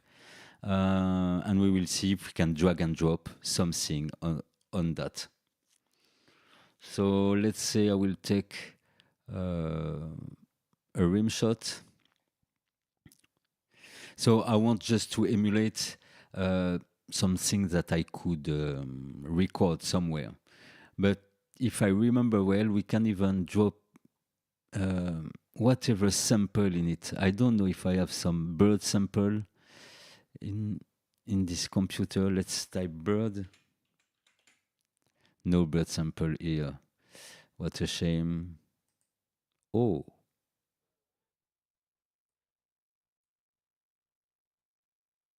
Field recording bird.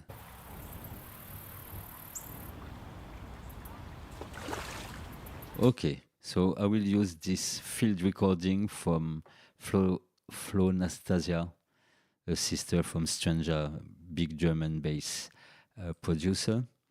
And let's find something interesting in that recording.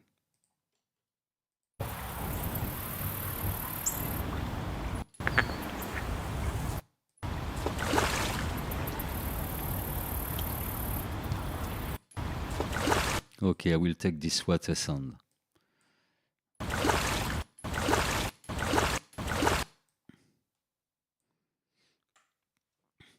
Okay, this would be the start of my impulse response.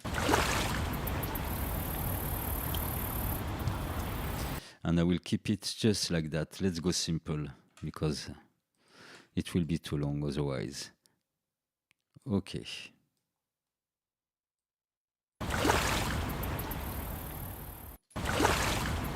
What I can do also, everything I will do on that sample will be used as a blueprint for my reverb. So let's say I don't want some sub frequencies in that impulse response. Normally, it should also cut the sub frequencies from the signal entering that reverb later.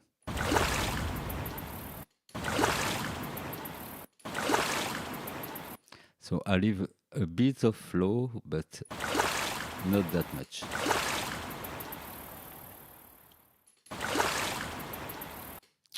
Okay, and to make it more reverb-like, I will add another reverb on it.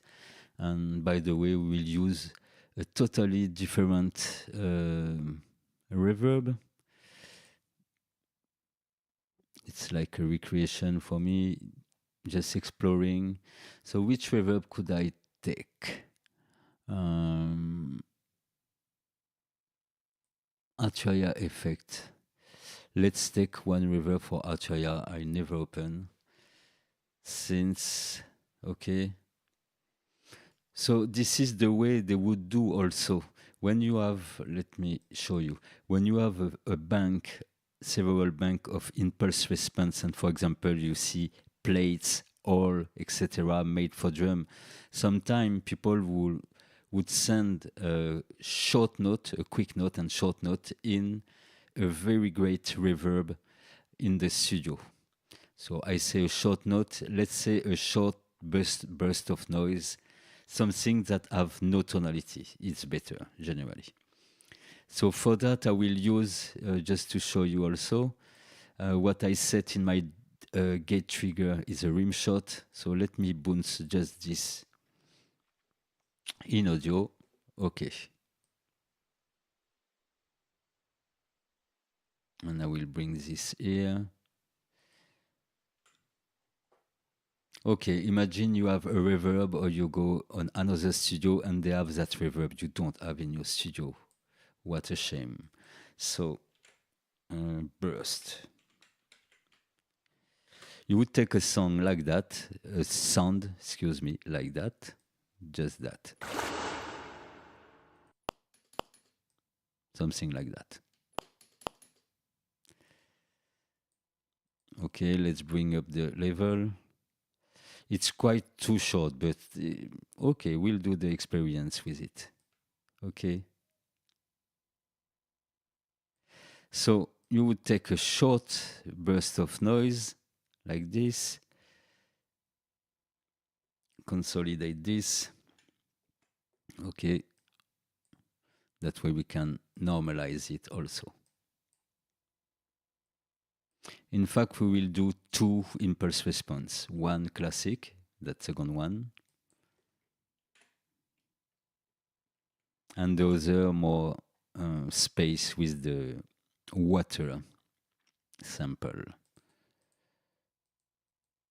Okay, so I remove that reverb from my sample and I bring it on that click. No.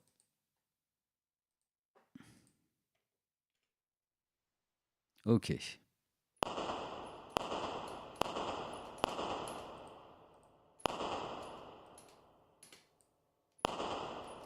To simplify, I will just look for some presets.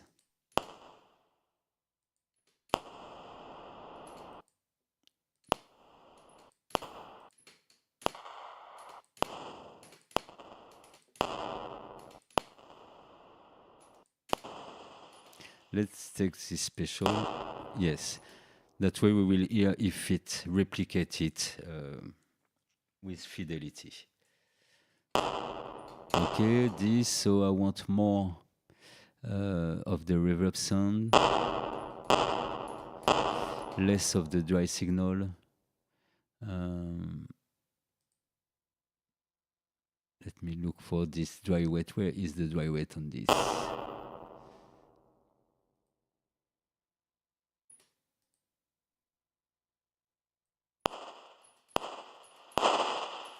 Okay, simply here. Okay, full wet.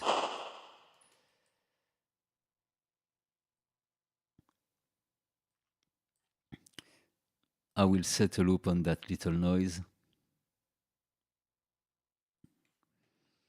Okay. Let's scroll through presets.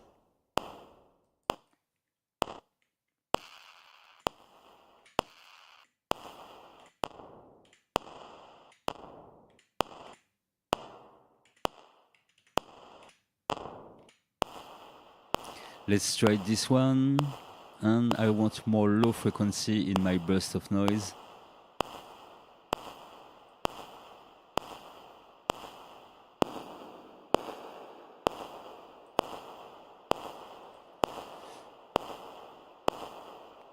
Okay, and let's say I want more density on that reverb.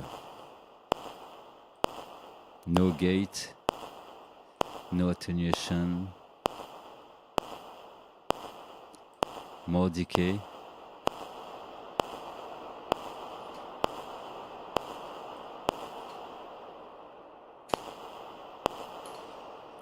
And density, I don't see this parameter. Quick diffusion, no. Pitch shift, no. Okay, let's find.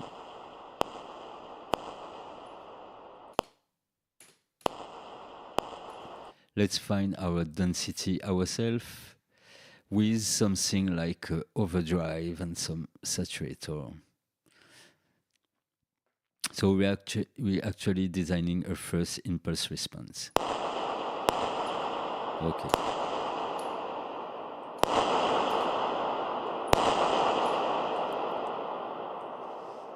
Okay, let's say this is good enough. So I will duplicate that chain on my bird and water sound for later.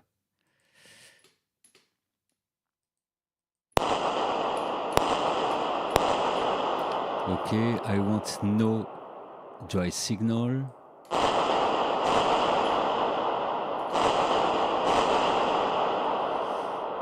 Yes, that's a bit savage.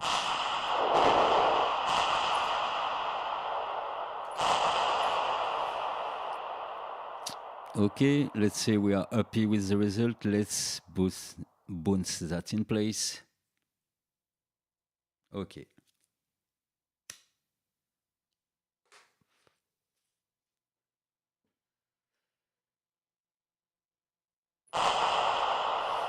So here my first impulse response. We can zoom a bit to see oh, it's pretty long, so perhaps I will chop it off also. Up something until here. With a little fade out for a natural fade. Then I'm happy with my sound. We can see here the output of that reverb. So this is a specific behavior, kind of stereo at the start. So when your sound, you see it's ready, you rebounce it to print that fade out and whatever you did. So Control J to consolidate. Okay. So before we go further, let's try to drop it into that reverb. Let's see if it's doable. So here my new impulse response.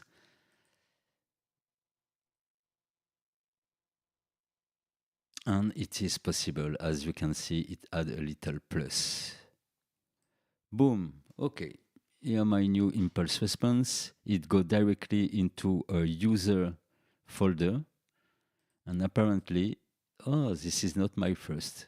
Can I remove them from here? No. Okay. So I will have to.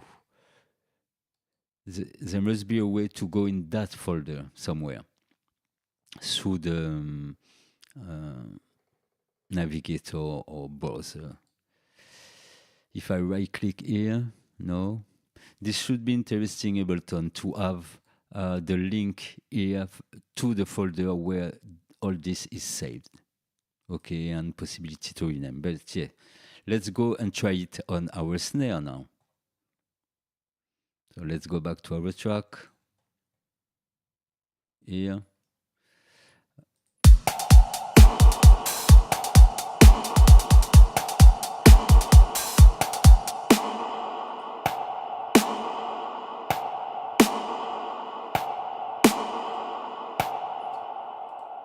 I set everything by default. Let's move the map parameter.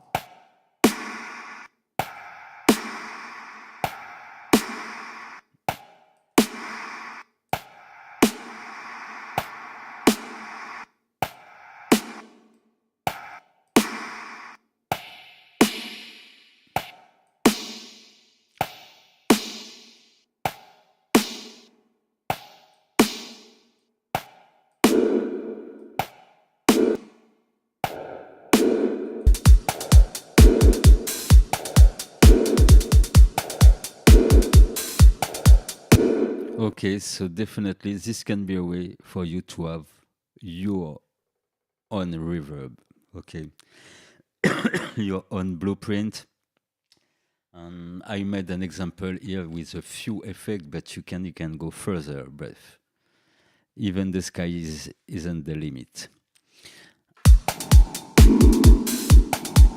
And definitely the size parameter will pitch down the sample when you go to the minimum settings, and will pitch it up,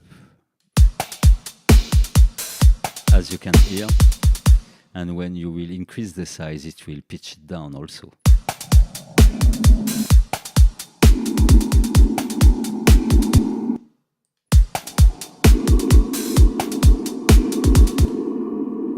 So this is something due to the time stretching, but it is possible that in real life, the more the space is wide and the less high frequency we have, okay? So we hear more the low frequencies. Yes, totally, exactly, pure madness. As I was saying for the gate earlier, some of those effects would deserve like some 2 hours video with full experimentation. But this impulse response creation, okay, I think this is something really important.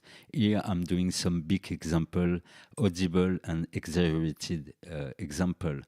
But you can guess some example like, oh, I would like to hear this melodica in a shoebox. Okay, so you would put your telephone in a shoebox and clap your hand, and the telephone will get the print from the inside of the shoebox. You can think about everything. Some percussion in a tube, some whatever in whatever, and most of all, we can also have some imagination and imagine some virtual space by creating them with effects. Okay, so let's go on the second example, because I want to do that now. As it is very interesting, it takes time, but it's interesting. Now, I can erase my first work, and let's go on this water.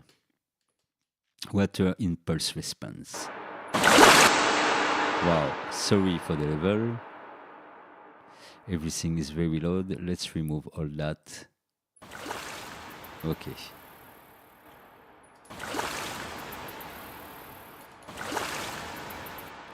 We want the decay, we don't want the dry signal. We can, for example, in the case of a special effect, leave a bit of the dry, because I want to hear this water bubble. Okay, so not too dry, but something.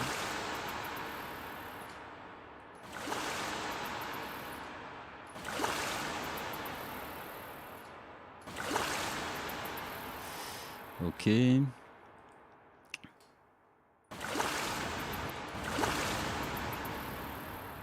I will leave a bit of that lows also.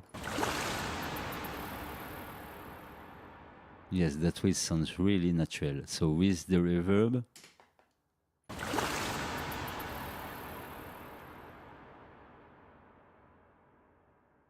and without. Okay. The second thing I was thinking I can do is, as you hear, there's a low rumble after the water. Okay. And we could use the auto filter and the envelope following part of this auto filter. Okay. To make it open and close after it passes that big spike. Okay, so for that I will remove the frequency, remove some of the high frequency.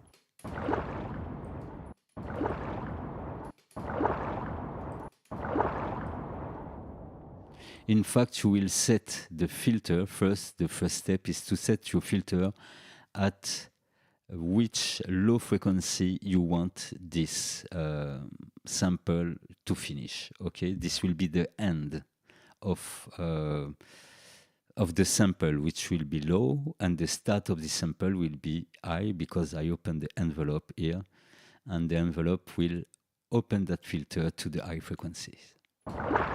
We can see it here, but it's not enough for me.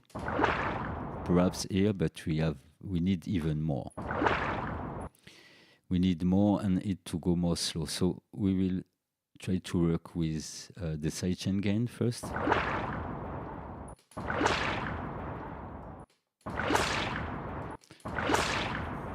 Not natural enough. I would like it to be slower in its behavior. So if I want it to come back to the low frequency slower, I will simply use in the envelope the release parameter. Let's double it to 500 ms. Yes, it's already better. And now let's even bring it to this. Yes, it's better.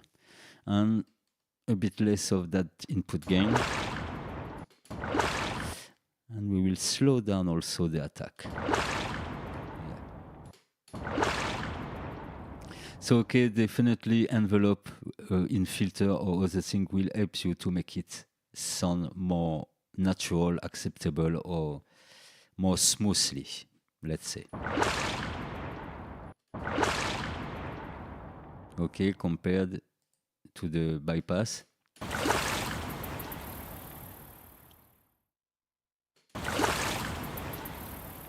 And with my auto filter envelope setting. Okay, I guess we can have even more high frequencies. I want more of it. So make it slower the attack and slower the release. Yeah, we come close.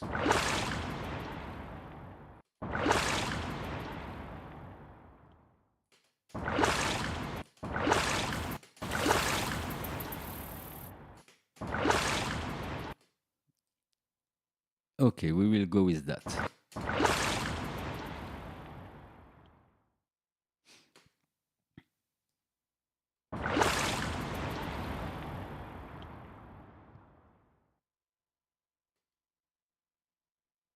Okay, now I can switch on the reverb.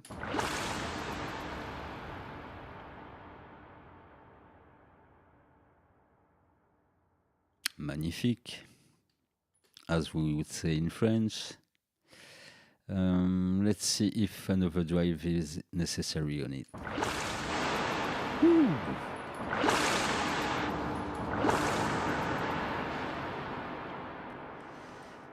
This impulse response will be called seashore. Seashore verb. Let's go for that.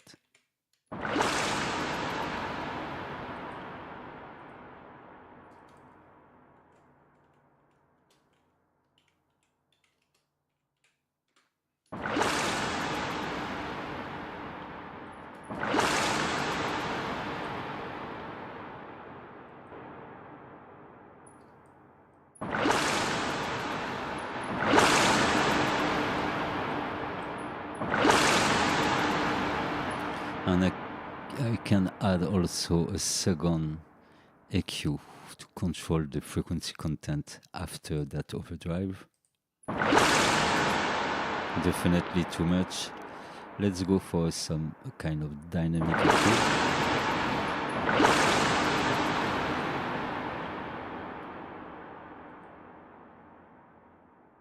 Okay. What is also good with the fact the impulse responses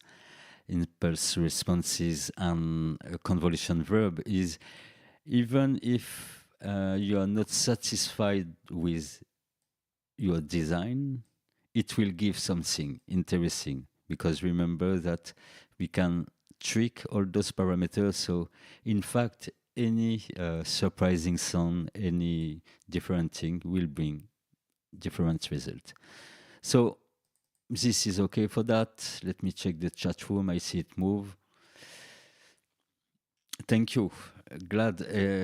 you have an interest in it also. But yes, that's crazy. This would be things I would do if, like, fed up of 3 weeks of making music or mixing tons of dub. I would get some rest when I'm at the studio by designing or impulse response or samples or experimenting with effects as we are doing tonight. So let's bounce that track in place.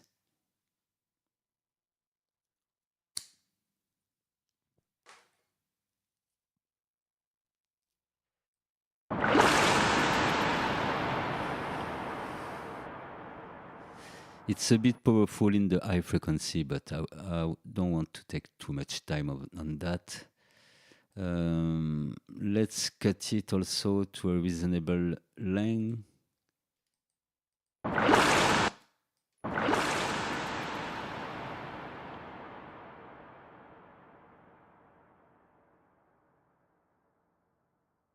Something like that. A little fade out. Okay, and consolidate it again. That way I can normalize it, by the way. When you do a consolidation by Ctrl J, it will normalize your clip also. And you see this by looking at the gain section, and you see that it bounces it with my Ctrl G, consolidate it, and it dropped down the level to -9.5 to match the original level of that sample, okay? But in the back, it is normalized. Okay, so now let's see how it behaves when we drop that one into our reverb. Boom, here our C sharp impulse response. And let's try it with that snare.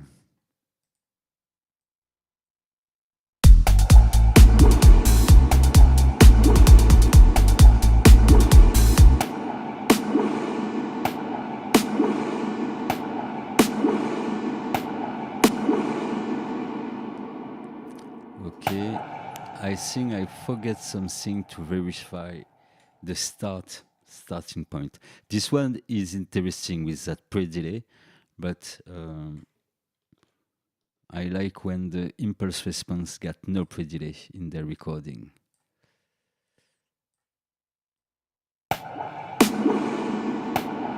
Okay, so I will keep it and save it again, but I will truncate the beginning to have an attack at the beginning of the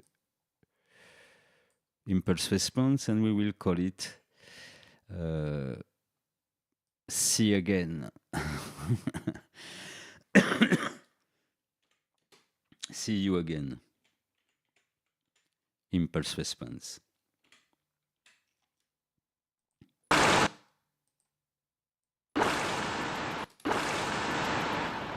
Okay, so I consolidate it one more time.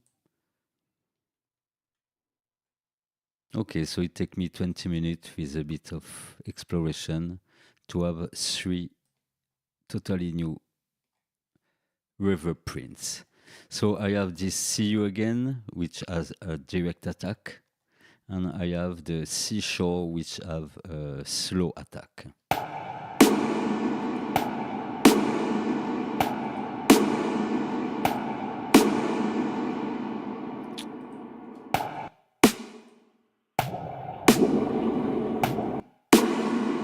What is interesting with longer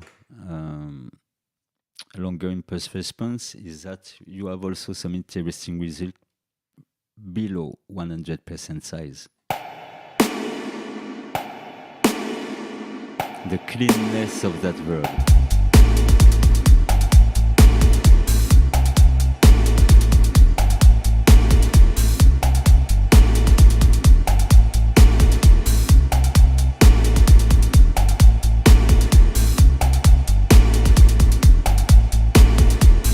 Yes, definitely. And now the big work is done in this designing time, because now, as it is saved, I can recall my reverb any when I want. Okay.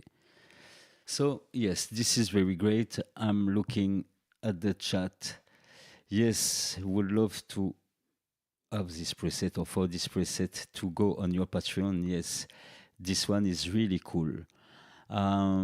Perhaps even I can share the impulse response in itself. Okay. I will try to make the two. I will take note about that. But yeah, this impulse response, and the other one I like it also, the seashore.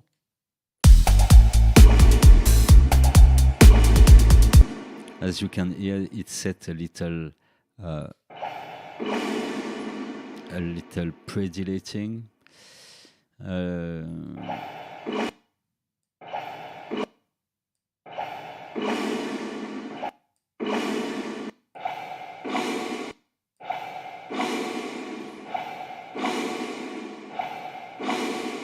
Yes, I was thinking of the Patreon reward. I think I will try to grab those impulse response, make a folder with the impulse response, and we will do a second thing for people who work on the last Ableton 12 version. We will make a rack, because now what I would like is have a preset where I can recall seashore, another preset where I can recall see you again, and another preset when I can recall that first one I did.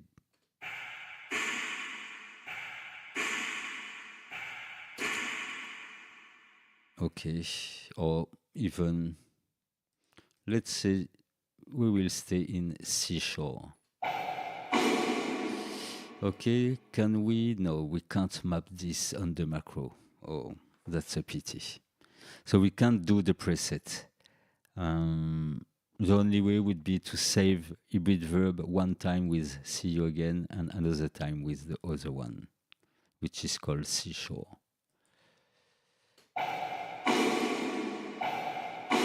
Okay, so I will think about it before I prepare the pack, but very good idea. Thanks for the idea. And here it's 20 minutes or even more, and we saw only the half of that reverb, the convolution side. Okay, know that you can find also in the effect. Perhaps we will see it later, but as I will have this explained already, I will not talk about it a lot. But I think there's another convolution verb. Okay, this one is an hybrid verb with convolution and algorithm verb, but I know there's a reverb which is a convolution verb. And if it's not in the Ableton stock plugin, it's in the Max for Live plugin. Okay, let's look quickly. Wow, Max for Live plugin would be another collection of emission or episode, because wow, they have a lot of effects also. So let's look for convolution, Euclidean envelope, CV, color limiter. I don't see it here, but there's a convolution verb, and a powerful one. It's so powerful that they make two declinations. There's convolution and convolution light. And if I don't have it here, I can't see it, but I can promise you it exists. Let's check quickly into the packs, Ableton packs, and look for convolution something. Brass Creative, no, I can't see it.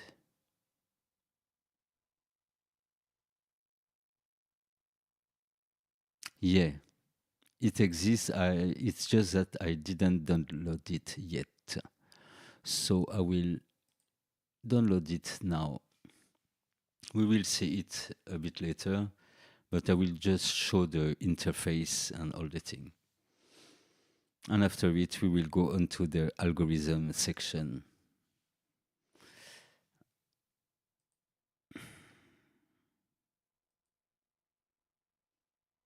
No, this is a big thing. So as it's uploading my convolution verb, I will talk about the algorithm section. In the algorithm section, we have several kind of algorithm, a few of them, and depending of the algorithm we will choose, some of the parameter on the knobs will change, some parameter name, okay? It seems to be installed. Yeah. Okay. So in this convolution reverb pack, to make this in between, you have a convolution reverb pro, a IR measurement device. Okay. What I did to design impulse response inside this, they give some tool to measure this, okay, or for people who will grab some impulse response in real places. And we have a whole bank of impulse responses that we can load also into that hybrid verb, okay. And we got a lot of reverb preset, okay. Tons of reverb preset, even too much of the reverb preset. So if you didn't install this pack in your Ableton 12, go find this convolution reverb pack, and we will talk about it in a next tutorial, because this is the same thing we do today, but I guess there's a lot more parameters, so this was a good introduction. So yeah, in case you don't have that pack, know that that convolution verb max for live plugin, if you look pretty well, you could find it anywhere. If you get me. So let's go on the second part of that reverb, the algorithm. So I want to make from my own verb a short one. Okay, and I will use the more difficult, the seashore.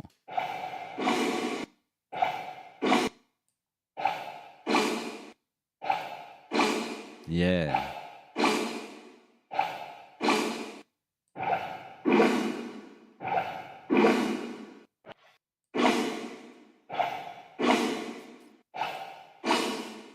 Let's say I want that special effect. Okay, now let's focus only on the algorithm verb.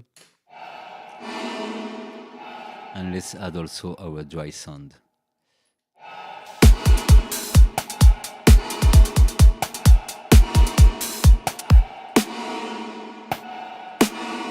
Okay, as all reverb we have a decay.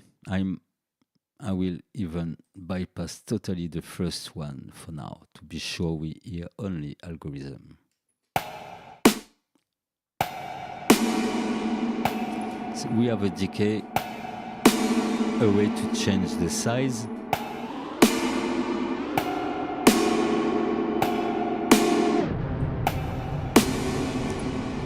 And as you can hear, sonically, it behaves a bit as the size parameter of the convolution verb.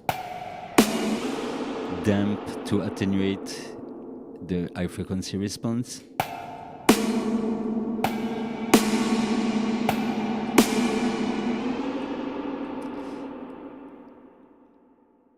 No, this algorithm verb is really, really big.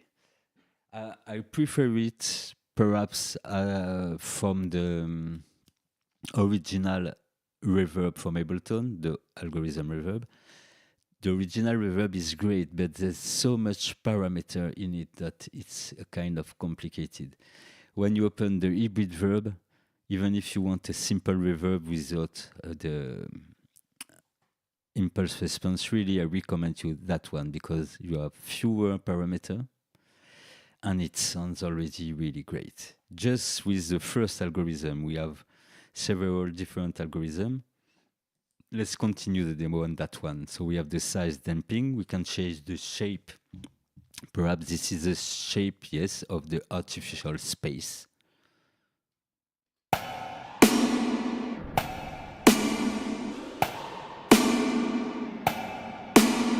And I'm looking on the info box. This the base multiplier, this scale the decay time of the low end of the selected algorithm, reverb tail. The crossover frequency of the low-end signal can be defined using the bass crossover. The bass crossover is this value, bass X, X for X-over or crossover. Yes, X is a cross. Okay, and this is a crossover of the bass and the bass multiplier. So let's just try like this.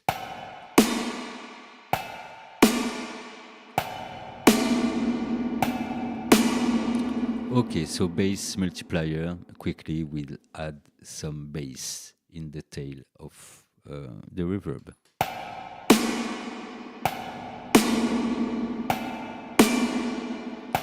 Okay, dry wet, we already know. We can mono the bass at the output of that reverb. We can engage the vintage in some, perhaps the vintage box is for some other algorithm here. Okay, so quite simple, make the bass mono. And we have here also different parameters. So I guess this one is a pre-delay. Yes, exactly. So it's written delay, but this is the pre-delay. Mode, I'm reading, this controls the amount of, this controls the amount of movement within the algorithm reverb tail.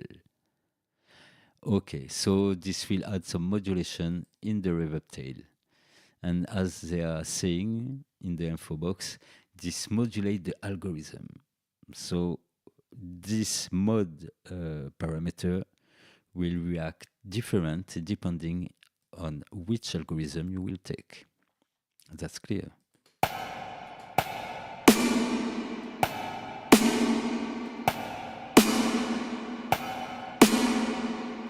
Okay.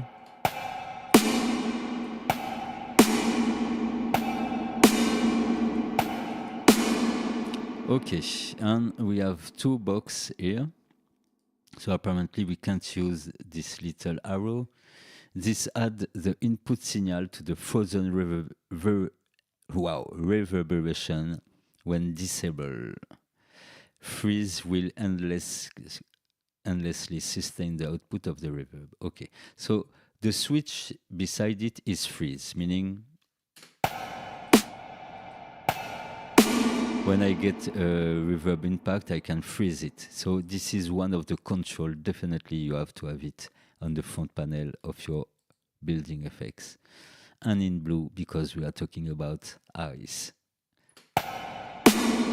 Okay.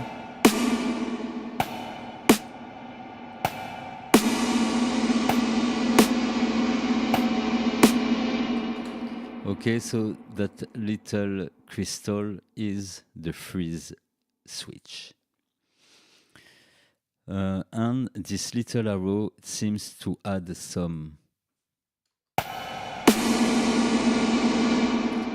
Okay, I understand. If you click only on freeze, it will freeze the reverb at the point when you press it, okay? And if to it you addition this little arrow, it means that in addition to freeze the reverb from a first hit, it will bring inside this loop the reverb from another hit, resulting into a very, very big reverb.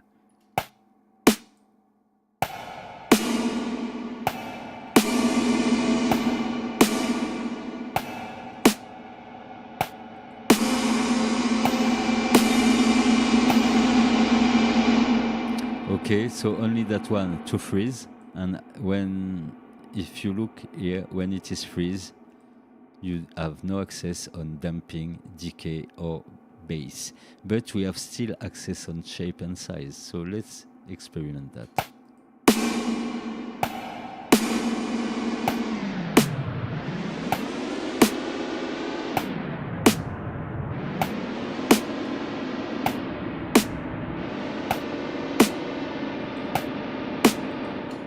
So definitely these are two parameters to have in the front panel, because we can imagine during a dub mix to freeze the reverb on the snare and to tweak with two knobs the sound of that freezing reverb. So this is how powerful is the algorithm side of it. Okay. One other thing I like a lot in it, you have several algorithms. I invite you to visit. I love this shimmer one also. When I select this second type of algorithm, you will see some of parameters will change name. Okay. When we are in shimmer, there's no more bass things. It's called diffusion, and we have the pitch here in place of what? In place of shape from the dark hole. So let's just experiment on shimmer now. So shimmer verb will have a pitch effect on the path of this reverb, okay, and it will feed back in itself and bring a reverb tail which go up or down in pitch.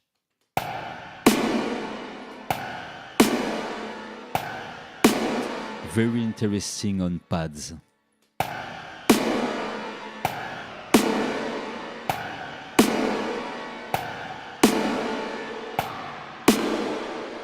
The most common value used on the pitch knob is 7 semitone or 12. Or we look and target the fifths, or we look and target the octave.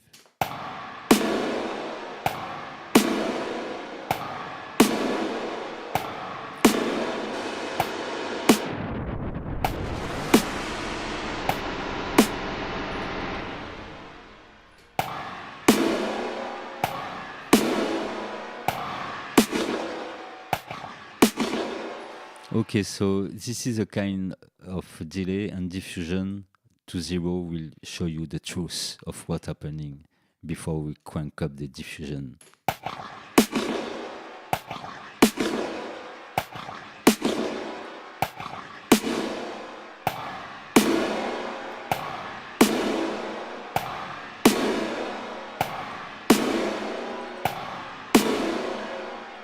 Okay, so of course, very interesting. Let's try this with the feedback and pre-delay concept. If you recall, I talked about it 20 minutes earlier.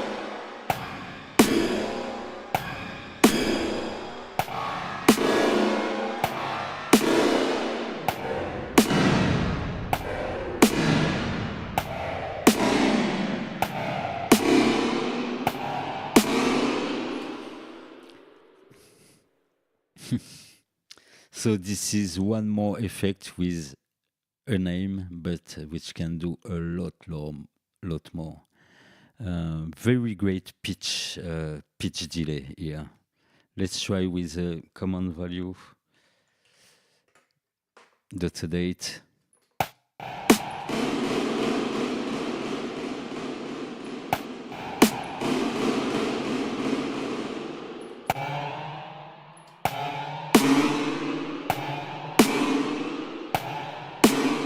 Okay, and I show you a third one.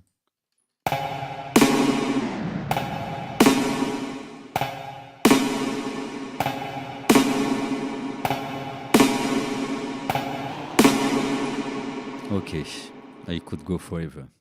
So yes, so now we have this power. We can, for example, select a shimmer verb, make our algorithm in serial, and tune this.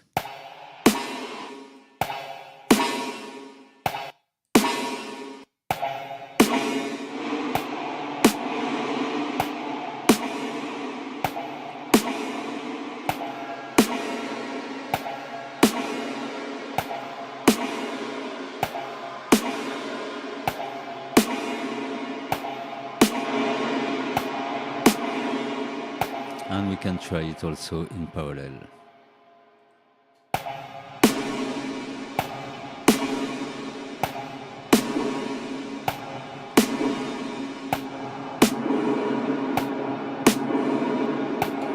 Okay, and to finish on that one, we have the EQ.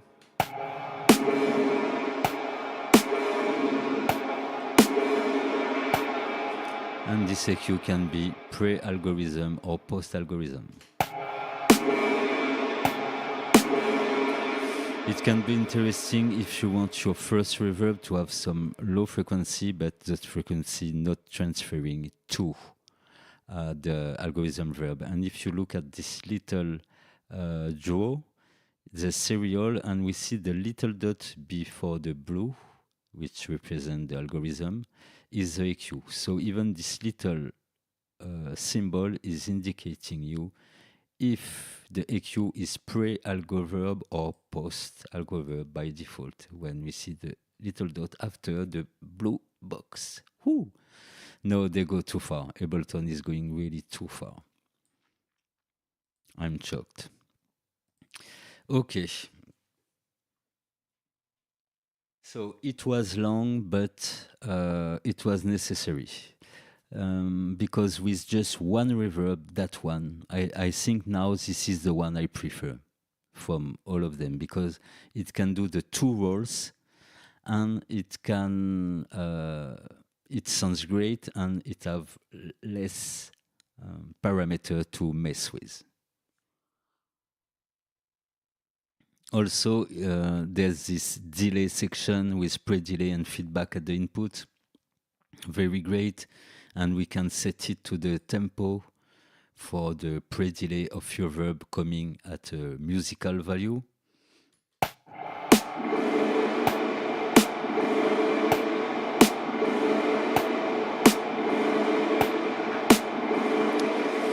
No, definitely very great. Let's hear a bit of music.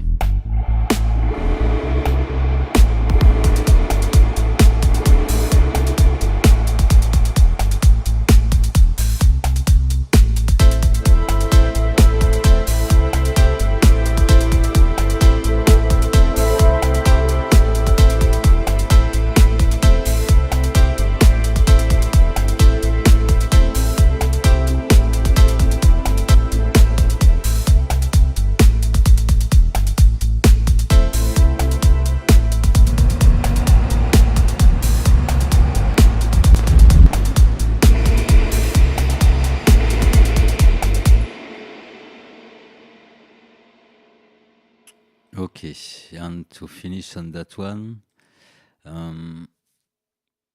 let's look just at the other interface to show you that this one will be your go-to very soon.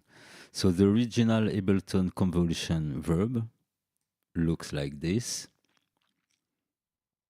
Okay, so pretty simple. I'm looking at the parameters. Okay, pre-delay, size, width, gain, and dry wet. So the convolution, normal convolution verb is quasi identical as the convolution side of the hybrid verb. Okay. Perhaps let me check something. Yes, no, same thing.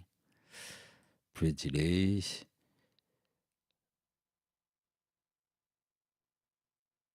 Decay. Reduce the decay size. Okay.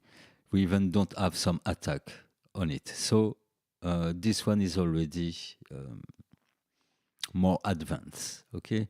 I think in those bunk there's a new algorithm that come with the pack, that all pack, but it's pretty close in that name to the name we see here, plate, spring, etc. Okay, so this is the original convolution verb, but okay, hybrid side will do the job. The other convolution verb is a convolution verb pro. Okay, so this is the same as earlier, but this is the pro. We still have the EQ. So EQ and this window is common to the pro and the normal. But now we have also position. We can add some modulation in some ways, damp some frequency, and shape, early reflection, faded. Too much to explain tonight, but one more time. As we heard during 1 hour, there's infinite possibility only with this engine. Okay, now let's look at the list and just a quick look at the reverb, just to show you.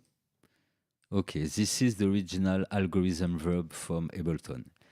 Very great still, but with too much, for me, too much parameter to set, like a spinning of the early reflection, a chorus, a diffusion network, EQ, brief. All this may seem confused for the beginner. And when we come back to the hybrid verb, as soon as he understands that he has two reverb and he can blend them together in series or in parallel, or choose only one of them, okay, definitely this is the new go-to. Perhaps it takes a bit more CPU, but nowadays CPU, we have enough CPU, I guess. So yes, we will come to that original Ableton reverb when I will be at the R later into my plugin exploration. Okay. So yeah, definitely hybrid verb. This one is a big up. And I will use it in Serie, more of my own impulse response. Okay, more decay. Because this is called the big verb, so it has to sound big.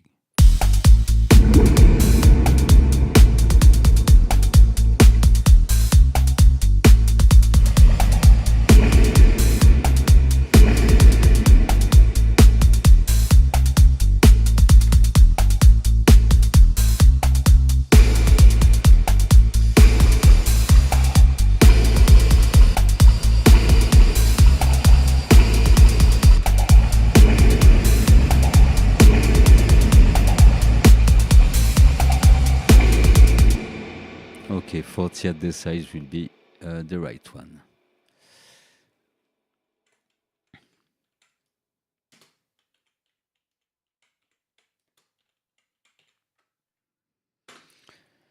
Okay, it's been 3 hours now. Wow, what a long time. I will keep that big verb also on the side. So I don't know exactly when it will be available on Patreon, but definitely what you are looking at in this tutorial. I will grab some of the rack I made, and this one will be a bit special because I have to save also those impulse response, because I don't think it will fit to your impulse response folder in your own computer. So I have to just take the info to know how to do it, for that you can open it and enjoy it directly without any other problem. So it was hybrid reverb. Okay. The IR measurement device is the thing I just download now, but we will not talk about it. It's too technical for musician people. Perhaps one day, but yeah, we can do some impulse response without this measurement. So let's go. After it, we have a new effect called, not a new effect, but the new effect I will talk about is called LFO. I already used that LFO in some previous experimentation, but I will talk quick about it. We have a LFO rolling in the background, and we can map any parameters in any place of that project to that LFO. So here, for example, we will use, why not the pitch on that reverb, slow down the way it moves, okay, and modulation, it's set at modulation, meaning that it don't mess with my original pitch position, and the LFO will modulate around that pitch position, okay. It is different than if I go into remote mode and I map the LFO. It will control the full line of the pitch, and secondary, it will mess with my original tuning. So I recommend when you have a precise tuning, set it on mode, and and then we can tell it how much it will control the knob. With this percentage, we can change the shape of that LFO. We can do tons of things. It would take 1 hour to experiment all these possibilities. Okay, so let's send something in that reverb and see how it works.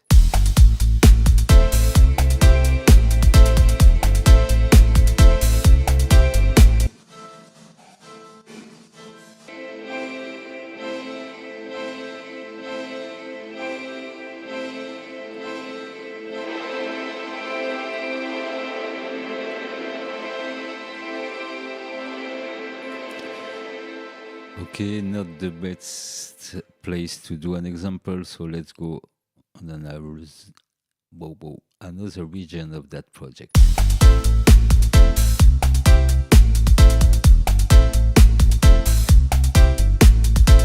We will work on the bass. Let's put a LFO somewhere in it.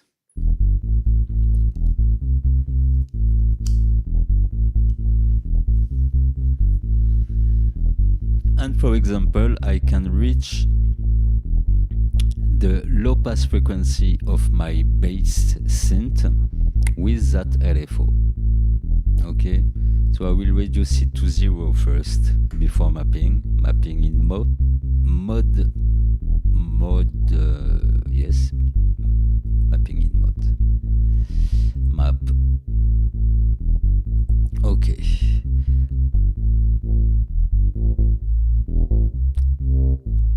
And of course, I didn't tell it, but you have possibility to send this drone LFO to 8 different destinations. Okay, all parameters are quite explanatory. Okay, we have the depth of that modulation, the offset, meaning we can move it slightly to the right or to the left, still in sync, but offset. Change the wave shape, change the shape of the waveform selected. Okay, so this is waveform, and this is a shaping of that waveform. Okay. Steps, okay, steps will step your modulation, meaning like when it's off, it's a high definition modulation, and you can make it stepping. Okay, we'll try it. Jitter will add some little error here and there randomly, and smooth will smooth out the result of your drone LFO. So yes, at first I was thinking another LFO, but there's LFO everywhere. But you see that one that we can really sculpt some totally crazy kind of LFO and smooth that out as it was an analog LFO. Okay, let's try. What can be interesting is to have my kick running in the background. Okay, and to sync this LFO, because we can sync it to the tempo. Okay, we can multiply per 10. When we are in hertz, we can multiply per 10 the speed of that LFO.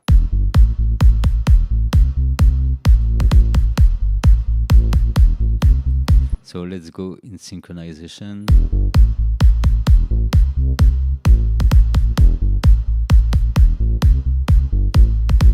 One-fourth, and we will use a clear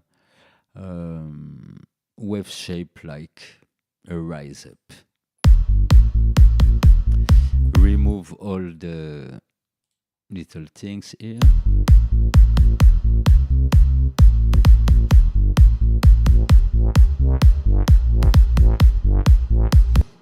So I use this with the filter of the bass because what you will hear will reflect what I'm tuning in.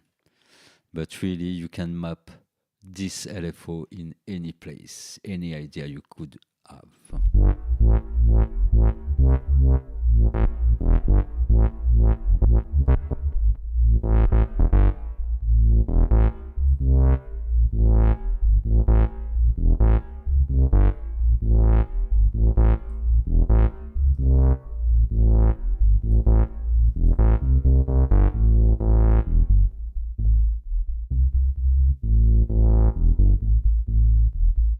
Okay.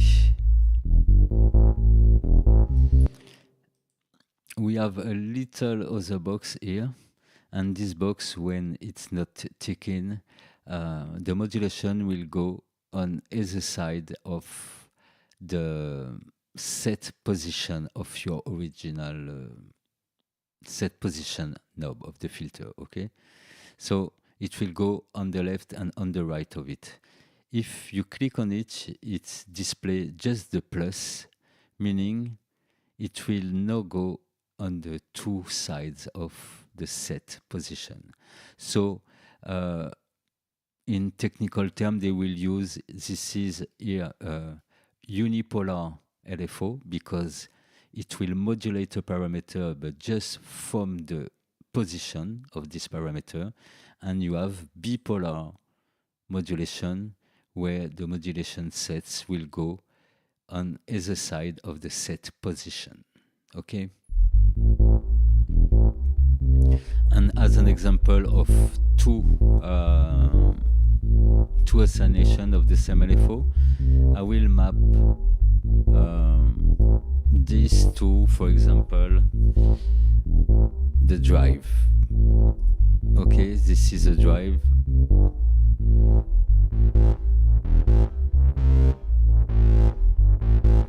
Here, this is my drive rate of my drive, okay?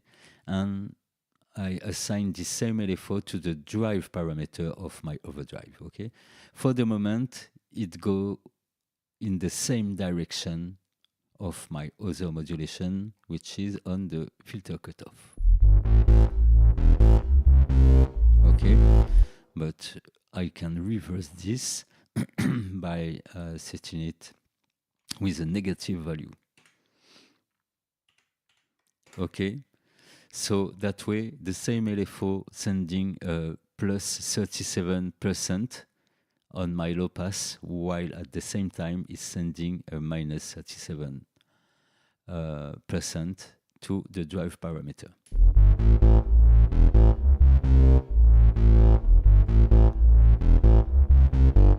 Okay, and we can continue to map to other parameters in different behavior.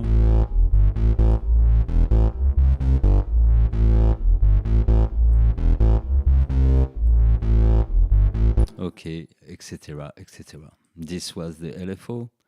So very interesting when you think that you can control any knob, meaning effect sends, any knobs, and any knobs also on the desk, anywhere. So LFO, great. I talked a bit about LFO in the first episode when we were on the envelope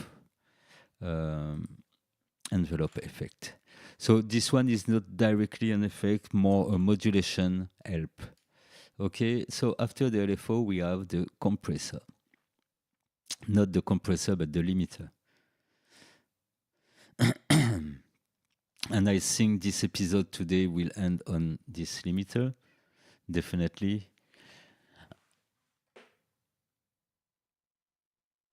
Okay, and I'm just looking at looper. Okay, looper will be for the next episode, because this one is also deep. So limiter has been updated recently. We have a different display. It is also said that it reacts far better than the earlier limiter of previous Ableton episode. And we will test it, why not on the master.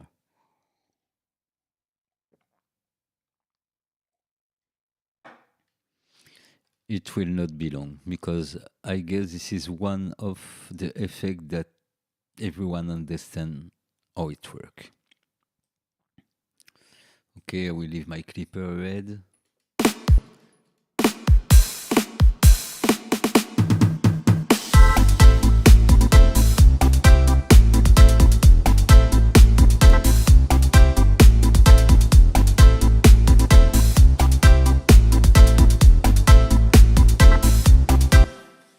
Okay, so a limiter, we have a ceiling, we decide of the level of a ceiling, and it is made to maximize your audio. It can be used, of course, on the master if you want, but kindly.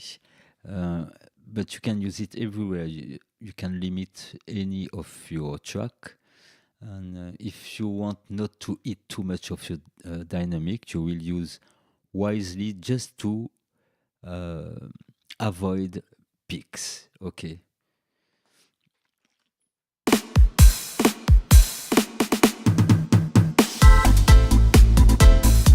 The more I draw the ceiling, and the more it will start to compress. A limiter is in fact a compressor with infinite on one ratio. Okay, meaning that no signal is crossing the setted threshold, and the threshold here is this little fader at the ceiling view meter. Let's read what they say. Set the maximum output level of what is going in. Okay, if the input level is lower than the ceiling, limiter is effectively bypassed. If the input level is lower than the ceiling, limiter is effectively bypassed. Okay.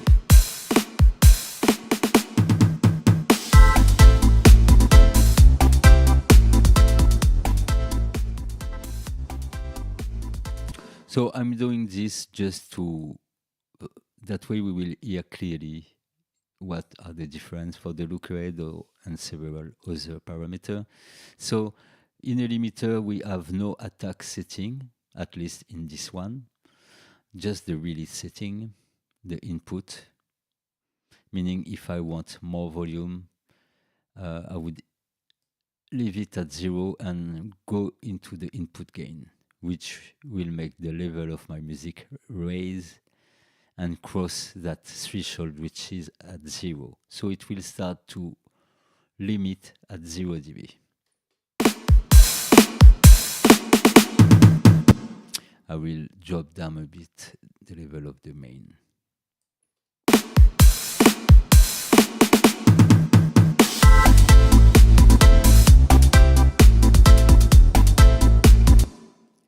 So now, for example, a user case of limiting any track in your project when needed.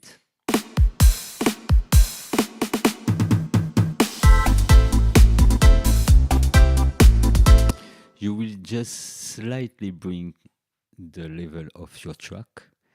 Of course, we assume that the track you want to limit, you already think about its definitive dynamic EQ and things like that. You just want that track to never cross the clipping point of 0 dB, but to keep all its dynamics. So you will just bring up the level of the input to have a limit inferior than 1 dB. Okay, why I request that in that case? Because if we imagine that we already process the source audio we want to limit, and in that process we already decide of its peak, transient, and general dynamic of the track. If we limit too much, we will cut 1 or 2 or 3 dB in that track. And if we cut that much dB, the decision we take that the original dynamic was right now is fucked out, because imagine you want 9 dB of dynamic in your original track. If you limit it of 3 dB, you're done with just 6 dB of dynamic. Okay, so I'm not talking about mastering or whatever. Just say that the gentle way to use limiter, just to secure some track to avoid clipping, is to limit under 1 dB. Okay. In other case, we can do anything, but it's just if you want to keep the integrity of your original track.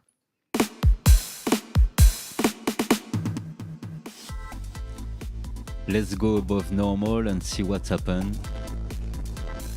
Okay, when I reduce release, it starts to bring some artifacts.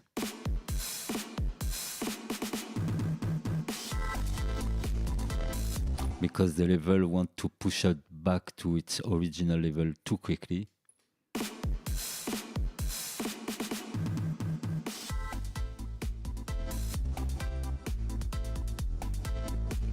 Okay, and we can also have an auto release.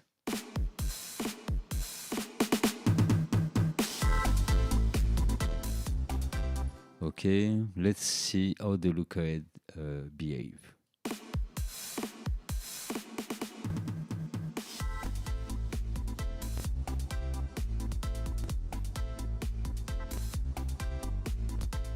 So it seems that with a longer look ahead, it's less crunchy, because I totally abuse it, sure, but it's for to hear its limits. Okay, I would never mix something with that much limiting. Lol, perhaps in some cases.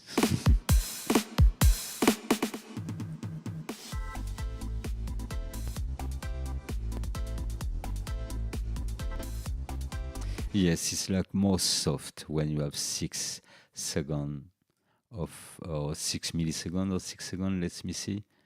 Yes, it's 6 milliseconds. Exactly 5.8 ms. So this limiter is pretty interesting because generally limiters want a longer look ahead. So this is a limiter which will be multitask without adding too much of latency in your project. So even if you use L2, most of people is using L2 or other, but I think L2 from FabFilter is the most known. Yes, for a quick limiting work with not too much difficulties, I would use this one. And for more difficult cases, I would use the L2 from FabFilter.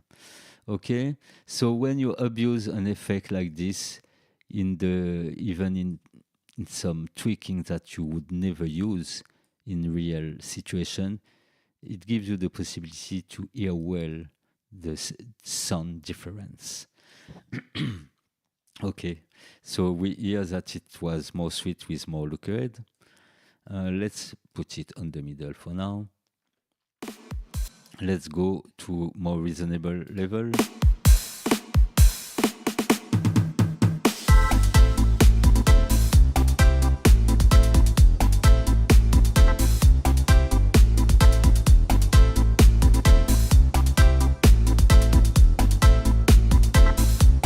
Okay, and to finish on this, we have a standard mode or standard mode. Okay, so standard mode, there's no soft clipping at the output. You can add a soft clip at the output.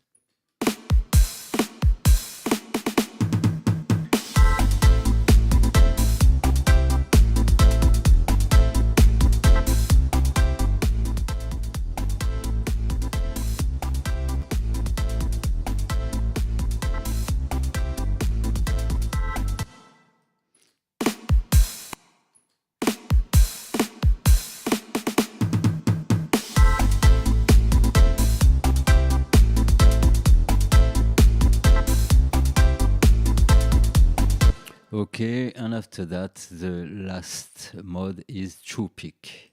Okay, true peak is true peak limiting.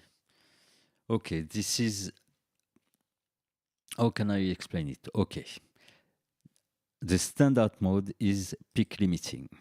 Imagine you have your waveform. So let's zoom on a waveform to figure out this example. Okay. This will be good enough for this explanation. Okay, so in standard mode, let me zoom even further. Okay, now this is the way I can explain the true peak concept. When you sample or numerical sound or digital sound is made out of sample. When you zoom in and out, you can see each dot here represent a sample. Okay. In a waveform, for example, in a waveform of 45.1 kilohertz, okay, sometimes it can happen that this sample and this sample, those two dots, don't clip or are not clipping, but imagine a third one in the middle which would clip. Okay, sometimes what I mean is there's some clipping in between one peak and one other peak. Okay, one image and one other image, one sample and one other sample. Okay, so true peak limiting will take in consideration the whole curve and not just those 44.8 dots, meaning that if I will not draw it here, but imagine that in between those two dots, one part of that curve would hit the clipping, okay, or would be more high in level. This true peak limiting will recognize it, okay? So it's really when you want to be sure that no image in that sound will be left to clip.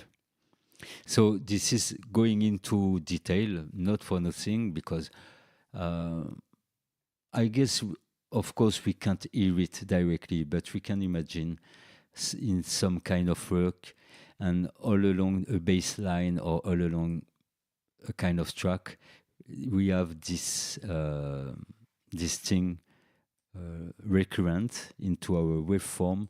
It will be more great to click this in to be sure that you will not have some artifact sound. But 90% of the time, standard mode will be the easiest mode. Okay, I'm just reading on the left exactly what they said about it. Use the toggle to select the ceiling mode. Standard is the default mode. Okay. Soft clip introduce soft clipping when the signal approach the ceiling level. Okay, as it is a soft clip, it will not clip exactly at 0. It will clip a bit earlier. Okay, and shortly after, for sure, but a bit earlier. More. That's why they call it soft. Too much of it will tend to run too much your sound. So take care. Okay, soft clip introduces soft clipping when signal approaches ceiling level, while true peak prevent intersample peak. Yes, this is a term I didn't remember, but yes, exactly.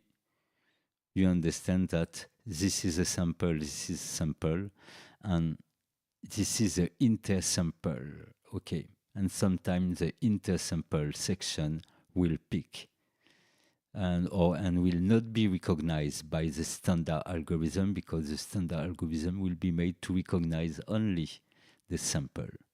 Okay, so now true peak will also recognize where this curve, this sound curve, is up or down in between the two samples, so intersample. True peak, yes, meaning intersample also.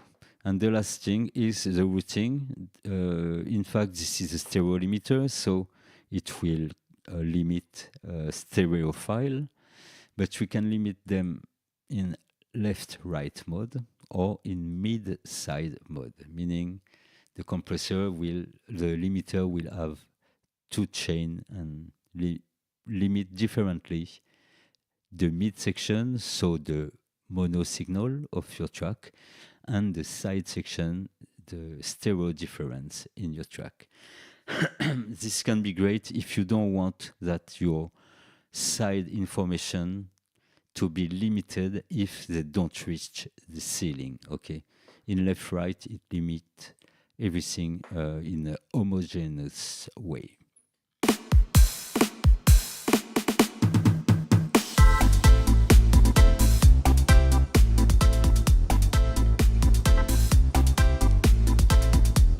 So as you see, this is why in mid side you will have more limiting on one side than the other, because that side is mid and the second side will be side. Okay, compared to left right, we'll have the same signal left and right.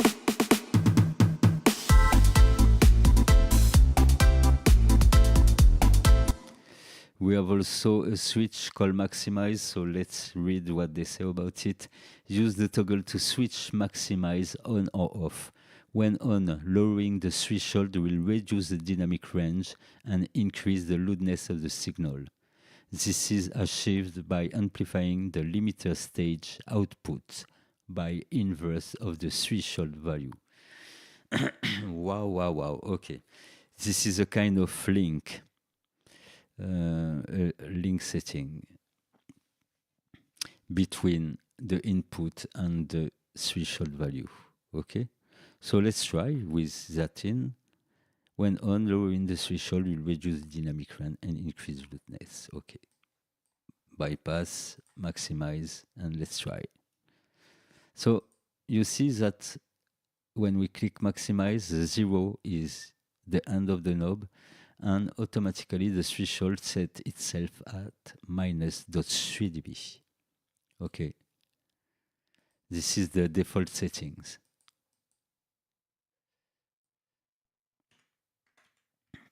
Generally, we will never limit to 0, 0.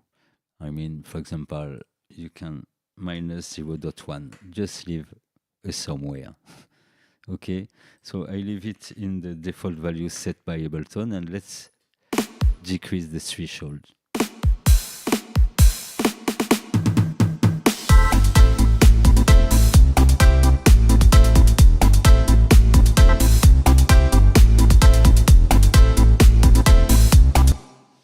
Okay, so yes, that's cool. Instead of bringing the level up, it brings the level the higher it can before clipping of my master, before him. Okay, this is why when I click on it, it's like normalizing the input. In fact, okay, it will bring my wave shape of the wave shape of the waveform of my master bus to the maximum. That's why when you drop down the threshold, it will also increase the level to a certain point.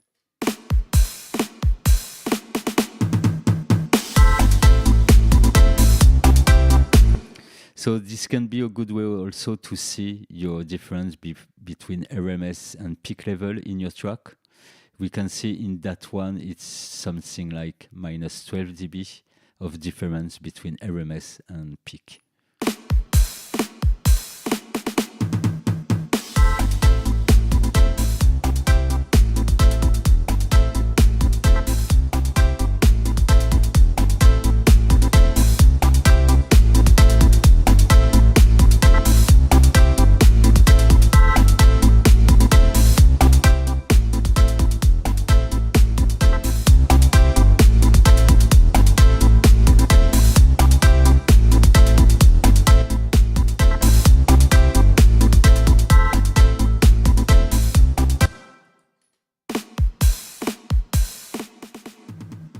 Okay, compared to when you don't switch on the maximize, if you drop down the threshold, it drops the level also. Okay, so no makeup gain. Yes, the two are interesting. They have their use cases.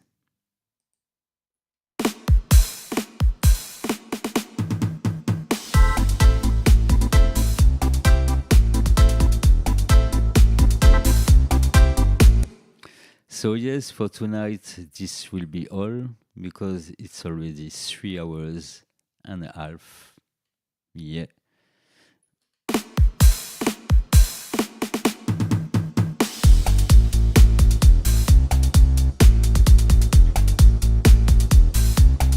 Yes, I don't know when this reading will come. For the moment, it's just a tuto, but yeah, perhaps it will become a track.